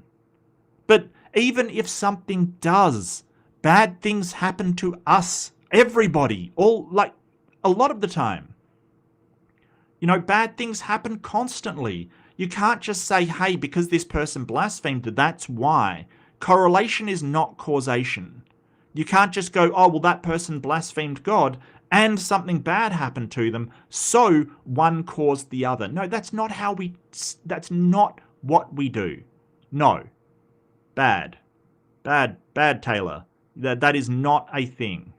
What did I do with the other screen? Did I? Oh, there it is. Okay. Absolutely, Sapphire. Shit happens. Yeah, and exactly right, Geronimus. Yeah. And yeah, that's so what Geronimus is describing there, that is the Texas sharpshooter fallacy. You shoot first and then you go, well, that's a hit, that's a hit, that's a hit. You draw the target around them. Yeah, absolutely. You only count them as hits, not misses. Number 6, we have Kid Cudi. You probably know Kid Cudi from his song Day and Night. Day and night, I toss and turn, I keep... Please, no music. Taylor, look, I've got a moratorium on music now. It's being vetoed because I can never tell what... I don't understand. Look, the algorithm works in mysterious ways, okay? Keep stressing my... Stop. Was very much used by the enemy to influence Kid Cudi's listeners to do drugs. But Kid Cudi is somebody who started his career on doing music about getting high. There was a time in my life where I went to Mexico. We were playing this song. Yeah, I don't... I don't think that artists who have this lifestyle of drugs and partying and stuff really are trying to use it to influence kids. I don't think that's the case. I think they just write about their life experiences and make art about that, make music about their life experience, and they don't really even consider what will happen to kids that listen to it. I don't think they really have thought about it. I don't think it comes up. I don't think they're really concerned with that at all. I don't think they want kids to listen to their thing particularly. I just think that they're making art about their lives. I really don't think so. I think this whole thing of, yeah, and you're right, the enemy. Yeah. Which enemy? My enemy? Your enemy? Oh, it's Satan. Oh. Over and over and over again. And it was his song day and night. But it was about getting stoned. But his song was about getting stoned. It was for ragers, and it was like it was just one of those. He blew up after that, got really big, started doing things with Kanye, different people. He was known for that type of stuff. Sadly. Yeah. Sure. There's been a lot of artists who did that kind of stuff, right? A lot of artists. Hell, like the Beatles were very successful. They were incredibly successful. There's been a lot of, smoke weed every day. I don't... Like, what happened with them? Why didn't they get struck down? Look, if you want a counterfactual to this claim that making songs about drugs gets you struck down, can I just point out that Snoop Dogg is still going strong? Can I just point that out? Snoop Dogg is like, the guy is just on top of the world. When is Snoop Dogg going to be struck down exactly? Because seriously... And that man, if you want to talk about writing songs about doing drugs, Snoop Dogg is right up there. Like, that's, but I don't see Snoop Dogg as, he doesn't want to encourage kids to do it. He's just like, well, I'm going to write about my life, and that is a thing in his life. And ironically, Kid Cudi would find himself ensnared in the same chains the devil used him to ensnare his listeners in. Take a listen. Don't do Molly. Don't do meth. Don't do heroin. You shouldn't try any of it. And again, pay attention to the music, because the music is very critical and has always been critical in Christianity for manipulating the audience. So they will have these gospel hymns when they want to promote something. They will have this sad music when they want to trigger that sadness in people. They will have sinister music when they want to make people suspicious. It's very nuanced, but it's very profound, having the right music behind your thing. And so pay attention to this stuff. Semiotics as well. The white is suggesting purity. They will use black to suggest death and despair and forlornness. That is not necessarily the case in other cultures. This is a Western concept, and it is just a societal construct. There's nothing pure about white, right? Like just because someone's wearing white doesn't mean they're trustworthy and pure, but Christians think this way. They do not pay attention to the actuality of the things that they believe. What they do is they associate concepts with ontology, with actuality, and that is not a good thing. We've got to be aware of this. Yeah, it's going to make you miserable. This is the first time anybody's asked me what type of guidance I would give about drugs. There's no happy ending to that story. It'll just pull you down to the darkness, to hell. Literally, you will be at the basement of hell. And that's where I was for years, in the basement of hell, living there, maintaining, damaged and tortured And that's what drugs will do to you, even if you stop. That's how I relapsed. There was still a little voice in the back of my head that was like, come on, let's try it again. So this isn't a celebrity thing. It's not a music thing. It's not anything to do with it. This is a person talking about substance abuse. It's substance abuse, right? Like, this is a thing that people go through. And, you know, no shame to him. If you can admit to substance abuse, if you can confront it, if you can work on it, hey, I got mad respect for you. Okay, that's really hard. It's a really hard thing to do, to break out of substance abuse, and hey, my respect for even trying, right? Like, that is difficult. So, was this, did his career go downhill because he sung a song about doing drugs, or did he get caught up in substance abuse which had a negative effect on his life? It's you know, it really is that she is trying to make it out like this is a, you know, vengeance from a supernatural entity, when lots of people have encountered this problem. Lots of people have worked through it with therapy. Lots of people have come out the other side, you know, sober, clean, you know, happy people, and they've never once turned to God. Because you don't need God to solve addiction. You just need people.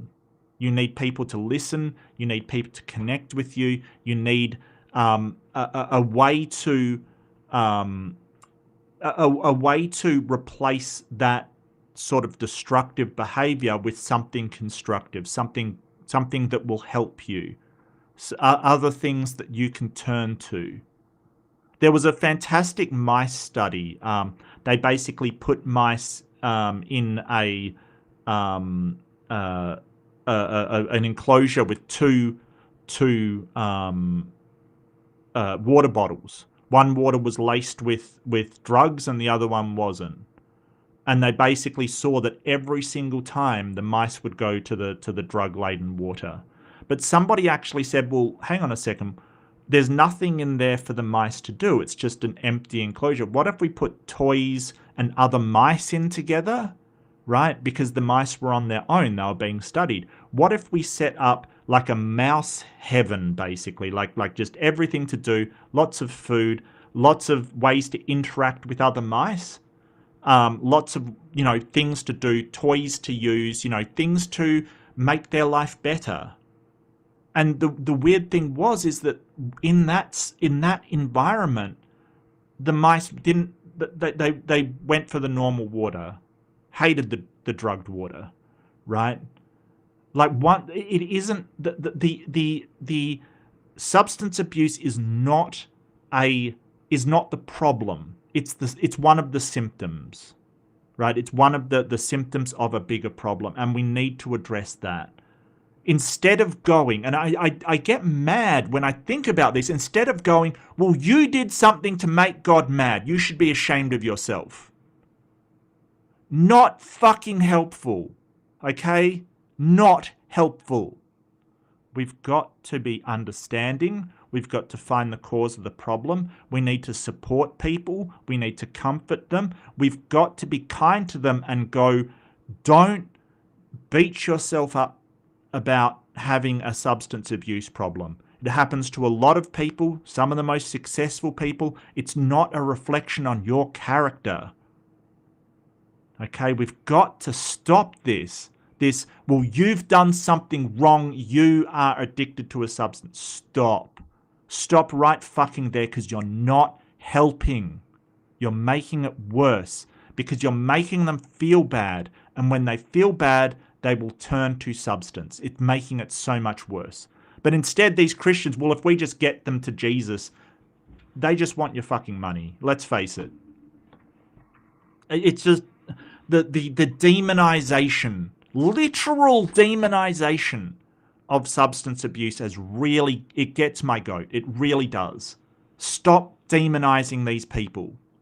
Let's take it easy this time, but let's try again. Once you let that demon in, he will make a home in your mind. Young kids, if you're watching this, like, I don't mind people referring to substance addiction as a demon, you know, metaphorically kind of thing. but stop trying to make it into a literal. Stop demonizing it. Stop it. It's got nothing to do with it. Stop. Take it from the rager. Steer clear. Okay, lastly, we have number... Okay, so if you saying, oh, well, he was against God in his music or did stuff about drugs in his music, and then he had a substance abuse problem, how do you explain Mel Gibson, who was an alcoholic? All right, Marty, take care. He did Passion of the Christ. He's the devout Christian, and he had a substance abuse problem. Something's not adding up here. Christians are vulnerable to this thing the same as everybody else. 7, which is Lil Nas X, who was actually the reason why I was inclined to make this video today, because I have not seen this man in years. But we all are very much aware of the fact that his entire career... Yeah, I mean, I was there for the satanic panic of Lil Nas X, right? Like all the Christians going, oh, he's possessed by the devil and all this stuff.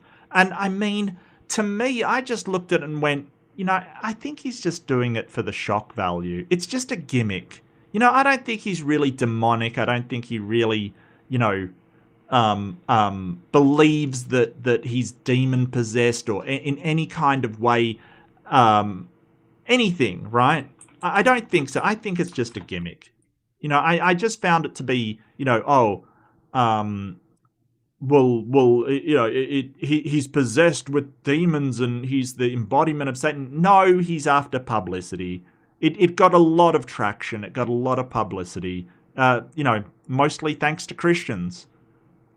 If the world had been atheist, we wouldn't care. We'd be like, whatever, roll our eyes, yeah, sure you're the devil. Yeah, sure you are. Yeah. But no, the Christians are the reason why this guy got so much traction. It wasn't us. We didn't give the guy all the exposure. You guys did. The Christians did. Has been built on blaspheming Jesus. He has mocked communion. He has featured himself traveling to hell and giving the devil a lap dance and basically just making fun of Jesus and the Bible. And honestly, this type of branding can only last so long. Building your entire brand on blaspheming Jesus, yeah, wow, okay, after the third song. Yeah, and building your entire brand on the Bible can only last so long as well. Bible chick. That's the thing. Yeah. I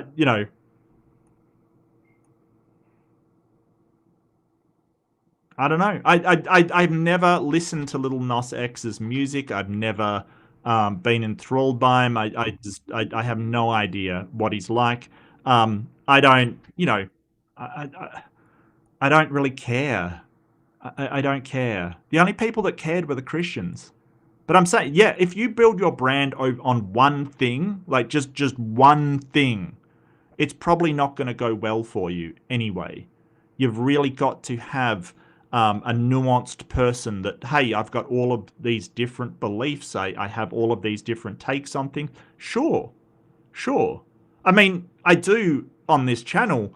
It's called Mark Reed Atheism, but I still do flat Earth debates. I do confront anti-science things. I talk about all kinds of things in politics. I'm not just doing one thing. And Lil Nas X will not be just one thing.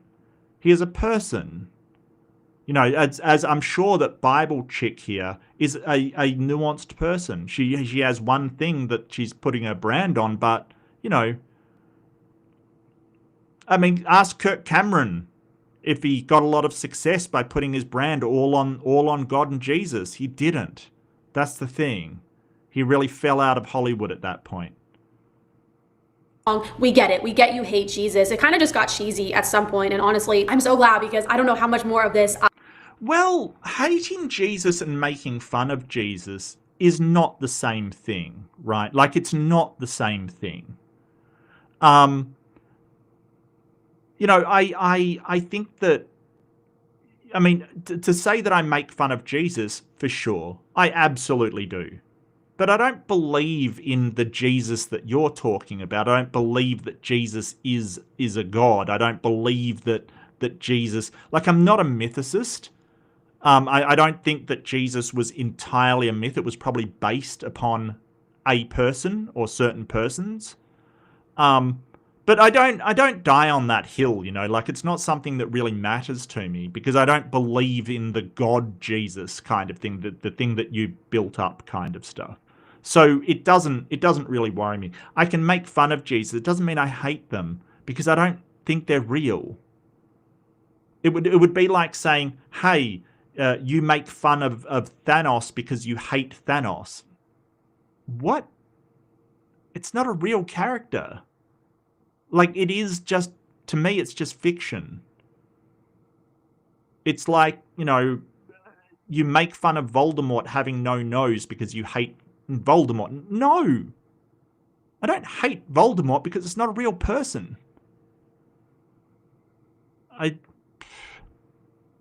It's kind of weird to be accused of that because, you know, they don't understand what atheism or actually is. And I don't even know, like, does Little Nos X even believe in any of that stuff? I don't know. I honestly don't think so. You know, hey, he could be a Satanist. I don't know. But I don't think so. I could take. And when he released his song, J. Christ, he kind of thought it would blow up like his other songs did, blaspheming Jesus, but it just didn't. And because of that, he basically disappeared from the scenes. Turns out he's... Well, I mean... Christ, reception.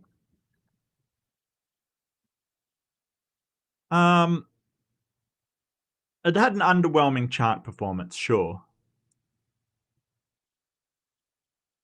Oh, the song debuted at number 69 on the Billboard Hot 100. Well, I mean, that's just perfect. I'm sorry. That's perfect. Yeah, I mean, it might have just been because it's not as good as the others. I have no idea.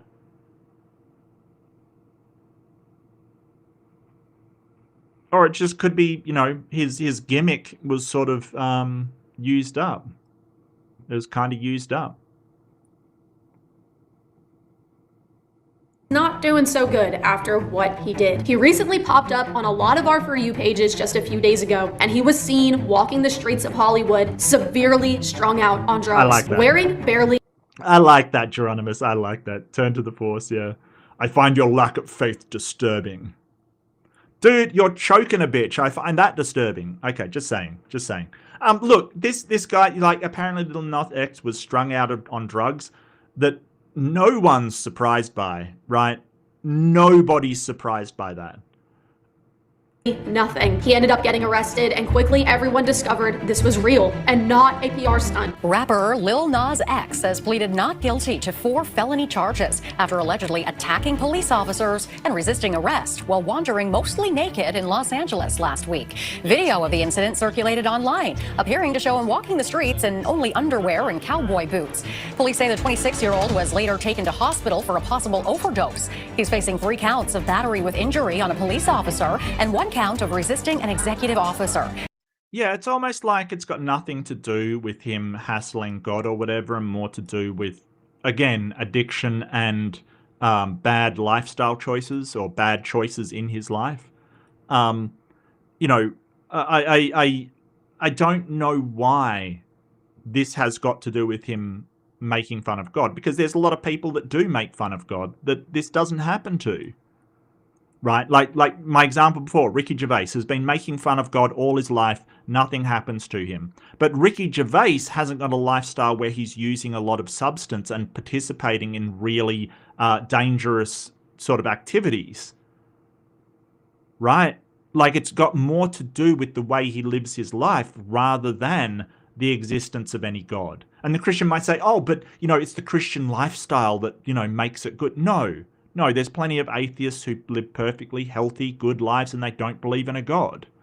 It's not necessary. You know, it's weird. It's so strange. He's pleaded not guilty. He's been ordered to attend 4 Narcotics Anonymous meetings a week or attend outpatient treatment. Oh, yeah. No, this is something that annoys me as well, that stars in Hollywood or, you know, any stars or anyone with power in the US, you know, anybody else and he would be locked up in jail for years because he can't afford decent representation bail. But instead he just goes to rehab, and I'm sure the courts will allow him to do so. Not that I think that he should be locked up. What I'm saying is that, ordinary people deserve rehab as well. It's just that they can't afford it, right? That they're not provided to have that opportunity while someone like this is, and it seems unfair to me. I think that we need more support for people with addiction problems. Absolutely need more support for people with addiction problems.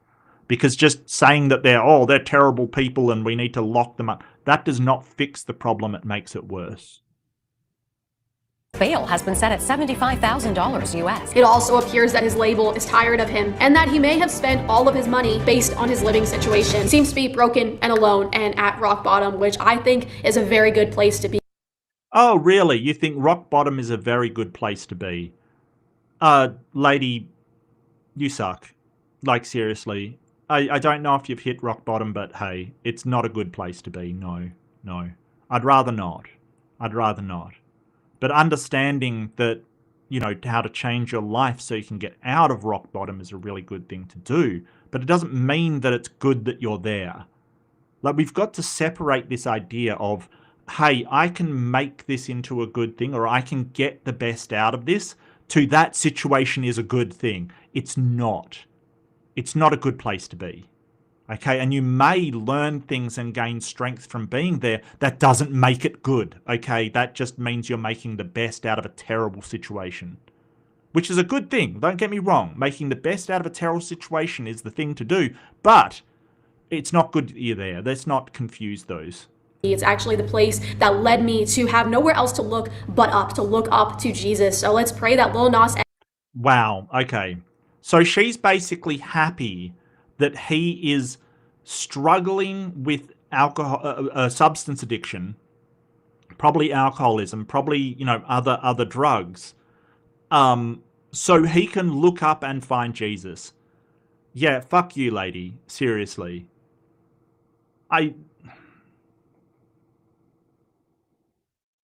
There's plenty of people who have made it out of that place without Jesus. Just saying. X is at the point where he has nowhere else to look but up, and recognize this might just be the repercussions from his actions. It's very clear.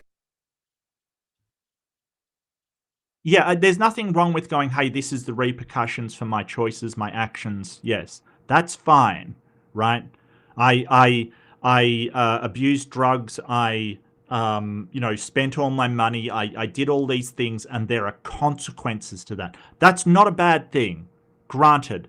But you're saying, instead of acknowledging, say, for instance, he might have been, and I'm not saying this is the case, but he might have been abused in some way. He might have been bullied in some way. He might have had some trauma. He might be lacking some kind of connection with people, right? Instead of actually finding what the problem is, you're saying just ignore all of that, right? Why you turned to substance, why you got caught up in all of that.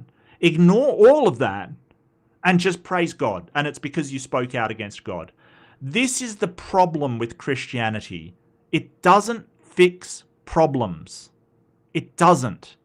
All it does is provide a single solution that is a band-aid, that doesn't actually address anything, that is a magical being that doesn't exist, that's going to repair your entire life as long as you keep paying the people money. This is silly. Like, actually go and talk with therapists. Find out what the problem is. This is terrible. But she's a terrible person for saying that. Yeah, no, I agree, Stop the Stupidity. I agree. That was cold. Yeah. It's good that you've had the worst time in your life, because maybe then you'll acknowledge Jesus. Like, fuck right off with that stuff. Like, totally agree, mate. Totally agree. That gets my goat. And 2 cows and a sheep too. Like, seriously, that annoys the hell out of me. And it does, because there's people that have hit rock bottom and come out of it after getting counseling and getting secular, doing secular work on their mental health and come out of it just fine. It doesn't require God. Like, looking at the consequences for your decisions is a good thing, but you're basically saying the decision was to laugh at God. And that's not what got him there. Right? That isn't the problem that got him there, because other people have done that without anything happening to them. But what is a problem is that people with something missing in their lives turn to drugs, alcohol, dependence on them, abuse of them in order to fill that gap, and that causes issues in their life, which spirals into some really horrible situations. That's the problem. So not a magical sky daddy is angry at you for writing a few songs about him. I mean, come on. And Jester for $2 freedom dollars. Praise Mark's shiny dome. It's morally better. Why, thank you. Thank you. I don't recommend anybody praise my shiny dome. I don't recommend. For a start, it's not going to answer your prayer, Jester. I'll tell you what no pastor ever will. Your prayers are probably not going to be answered, mate. Just saying. I mean, you can pray to it. It might help you feel better. Okay.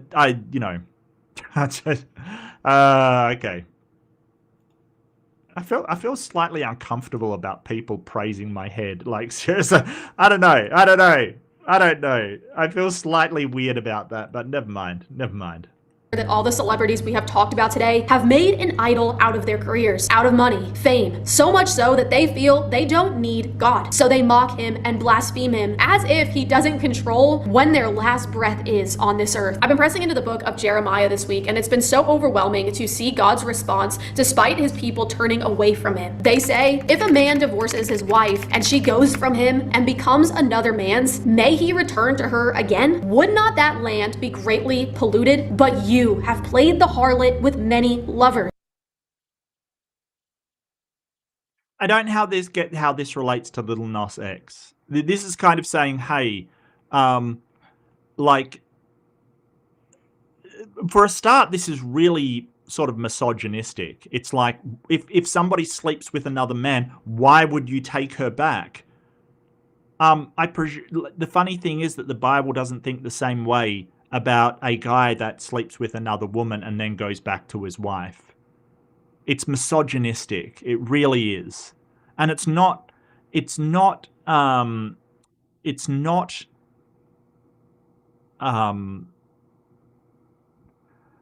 about leaving God. It's about how if a woman goes away and sleeps with another man, you shouldn't accept her back because she's been polluted. Like, letting her back to your tent, if you will, is going to pollute your entire life, which is stupid.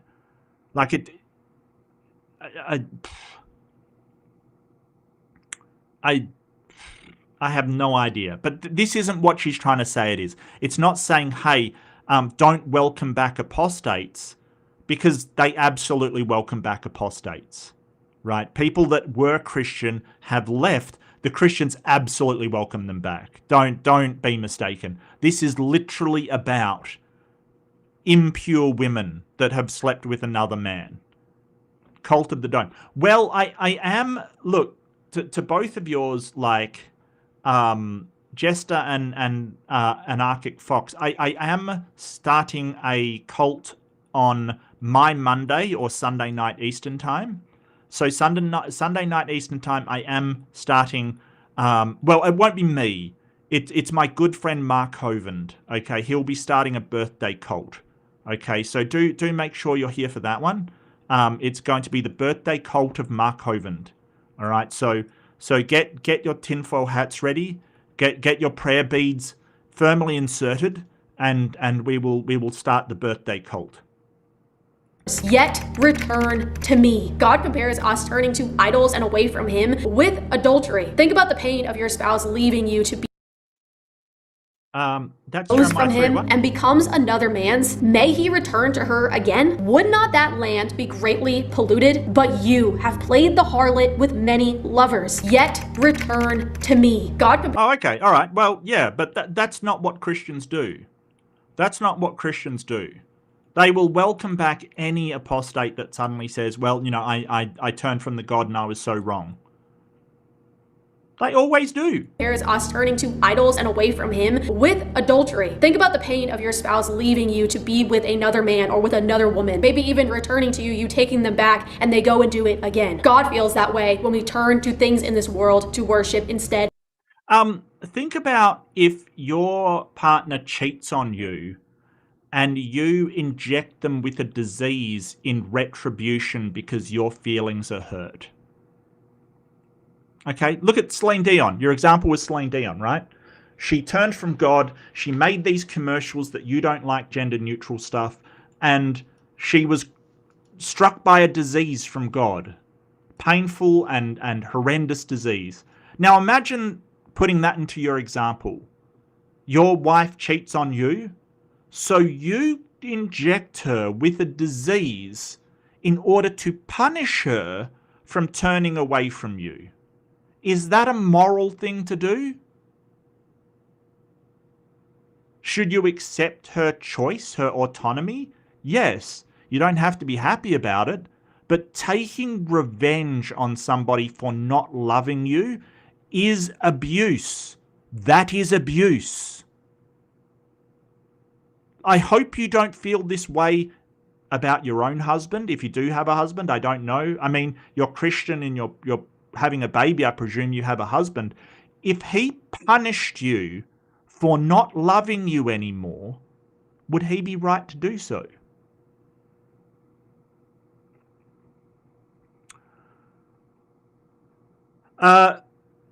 Yes, well, Mark Hoven thinks he's a doctor, but I don't think he is. But he thinks he is, and he'll have control of the stream, so, you know, he'll have control of the stream, absolutely. Yeah, so this is the horrendous thing when she's like comparing it to a divorce. Well, what are God's actions in this divorce? Right? People turn away from him, so he kills them all. Right? He drowns the world because no one is faithful to him anymore or good enough. This is the problem with your analogy. If God was a husband to somebody or a wife to somebody, he is a fucking monster. But I don't think he's real. I don't think he exists. So I think it's just a bad analogy. Of him. And yet he says, return to me. God may or may not have displayed his righteous anger towards these celebrities. But regardless, no matter what they have said or done, he says, return to me. Let us pray for these celebrities, and as Christians, let this serve as a reminder for us to continue to have reverence for God, to not take his protection and his love and his mercy for granted. God bless you guys. Yeah, so that's about it. Don't forget that now at the end, she's sort of saying maybe God did or did not take, things. Really? Really? Your entire video is celebrities who mocked God and quickly regretted it. Your whole build-up was these people were punished by God for what they did or what they said. And then at the end, she goes, maybe they were, maybe they won't. Maybe they're not. I don't know. Then what the hell was this video for? Where all the way through, you are basically arguing that they had consequences for their actions of mocking God. You made it very clear that was why they were punished. That was why they suffered, is because they mocked God. And then at the end you go, yeah, maybe they were, maybe they won't. Moving on right now. Are you serious right now? And that's the kind of deception that really annoys me. When people are like, oh, this person had this consequence because they mocked God. And then later on they're like, maybe it was, maybe it wasn't. It can't... What? And there's a lot of evidence to show that, hey, mocking God has no impact on whether you suffer in your life, whether you have a good life, whether you get diseases, whether you don't get diseases. It doesn't seem to have an influence on it. Yeah, I get you. It's just, you know, I mean, it's just such a fail to, like, you know, walk it back that much, to really walk it back. But I think that she's aware that her audience is going to take it on faith that this is the case. And she's just covering her ass by saying maybe it was, maybe it wasn't. I don't know. Who knows? I just made a video about it. Who knows, right? Okay. Well, that was Taylor Alicia, I'm sorry, also known as the Bible Chick. Okay. Hey, she gets to call herself whatever she wants, but I'm just pointing out it wasn't sexism in the title. It literally, that's what she calls herself. So, you know, hey, I respect you wanting to be called whatever you want to be called. That's fine. I will call you whatever you want to be called. But do join me in a couple of days. So we'll be having Leo on, hopefully. I mean, if all goes to plan, we're planning to have Leo Filius on to review a debate against Hovind. So apparently it's kind of Hovind hassle weekend, because we're going to be doing a debate review against Hovind. And quite frankly, considering how bad my Hovind accent is, I really need some Hovind content to practice with. Even though I hate watching Hovind, I got to do it. So I got to work on the accent. And then Sunday night Eastern time, we will be having my birthday stream. As I said, I'm 49, which is ridiculous. It's just it's an outrage. I must have spoken against God.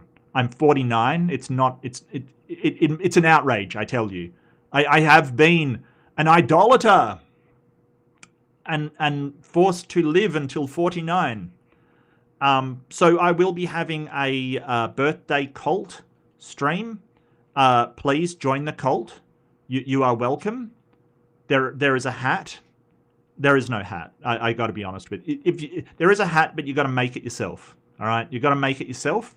And someone will be taking the stream for me, and that will be Mark Hovind, who is a great person. You're 44?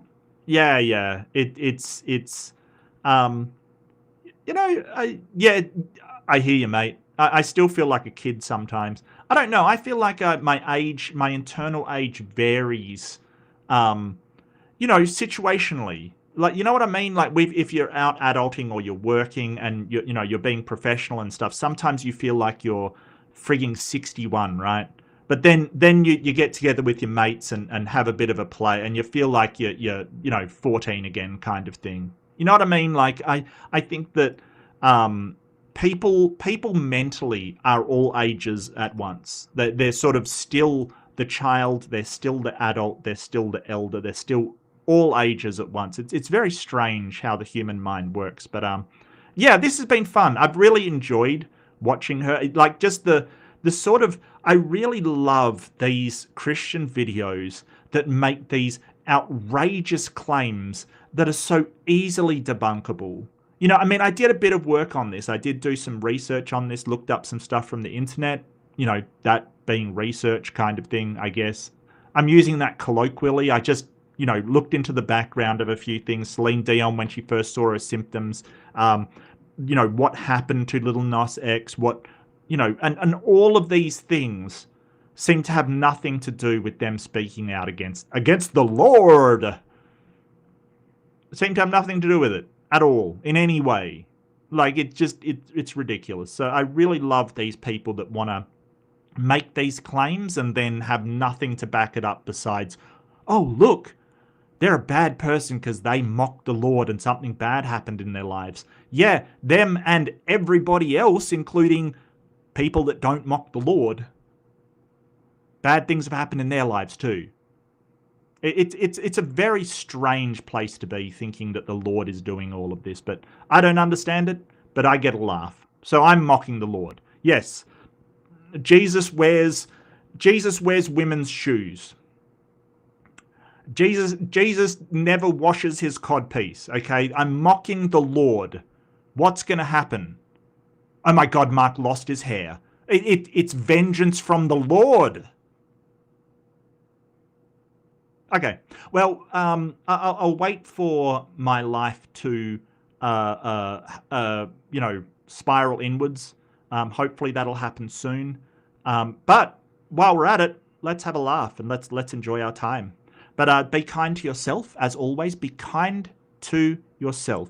If you are struggling with addiction to a substance or substance abuse, and let me make this clear, right?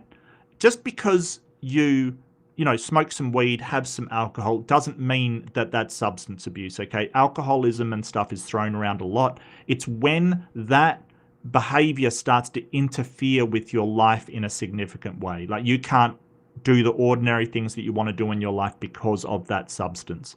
That's when it's a problem, right? So I want to make perfectly clear that it's not just using drugs that's the problem, it's substance abuse. And when it's interfering with your life, don't be afraid to get help. Don't just blame yourself. Don't just say I'm too weak, or I spoke against God, or this is my fault. We want to get help. We want to address the problems that led to that behavior, not just condemn people for not being good enough. That is so archaic thinking. It's so limiting, and it doesn't help them. So be kind to yourself. Say, hey, I'm embarrassed. Yeah, I get you. It's okay. I get you. Don't be kind to others. Don't just shame them for having problems. Addiction is a mental health problem. It's not just a lack of character, okay? Don't shame them, because that doesn't help them either. Okay? Be gentle, be kind, be understanding, and let's help one another. But don't be afraid to go to people for help. If you tell me you're struggling with an addiction problem, I am going to say, I'm so sorry. Is there anything I can do to help? Do you need to talk? That's what I'm going to say. Okay? I'm not going to judge you. You're not a bad person. You're not, you're not this horrible person. Okay? You're just having problems. We all do. Some of them manifest as, social anxiety for me. Some of them manifest as substance addiction. Some of them manifest as, OCD. We all have problems. Let's not stigmatize and demonize people that are struggling. Let's not do that, okay? Let's be kind. Thank you for stopping by, and I'll see you in the next one. Bye, everybody.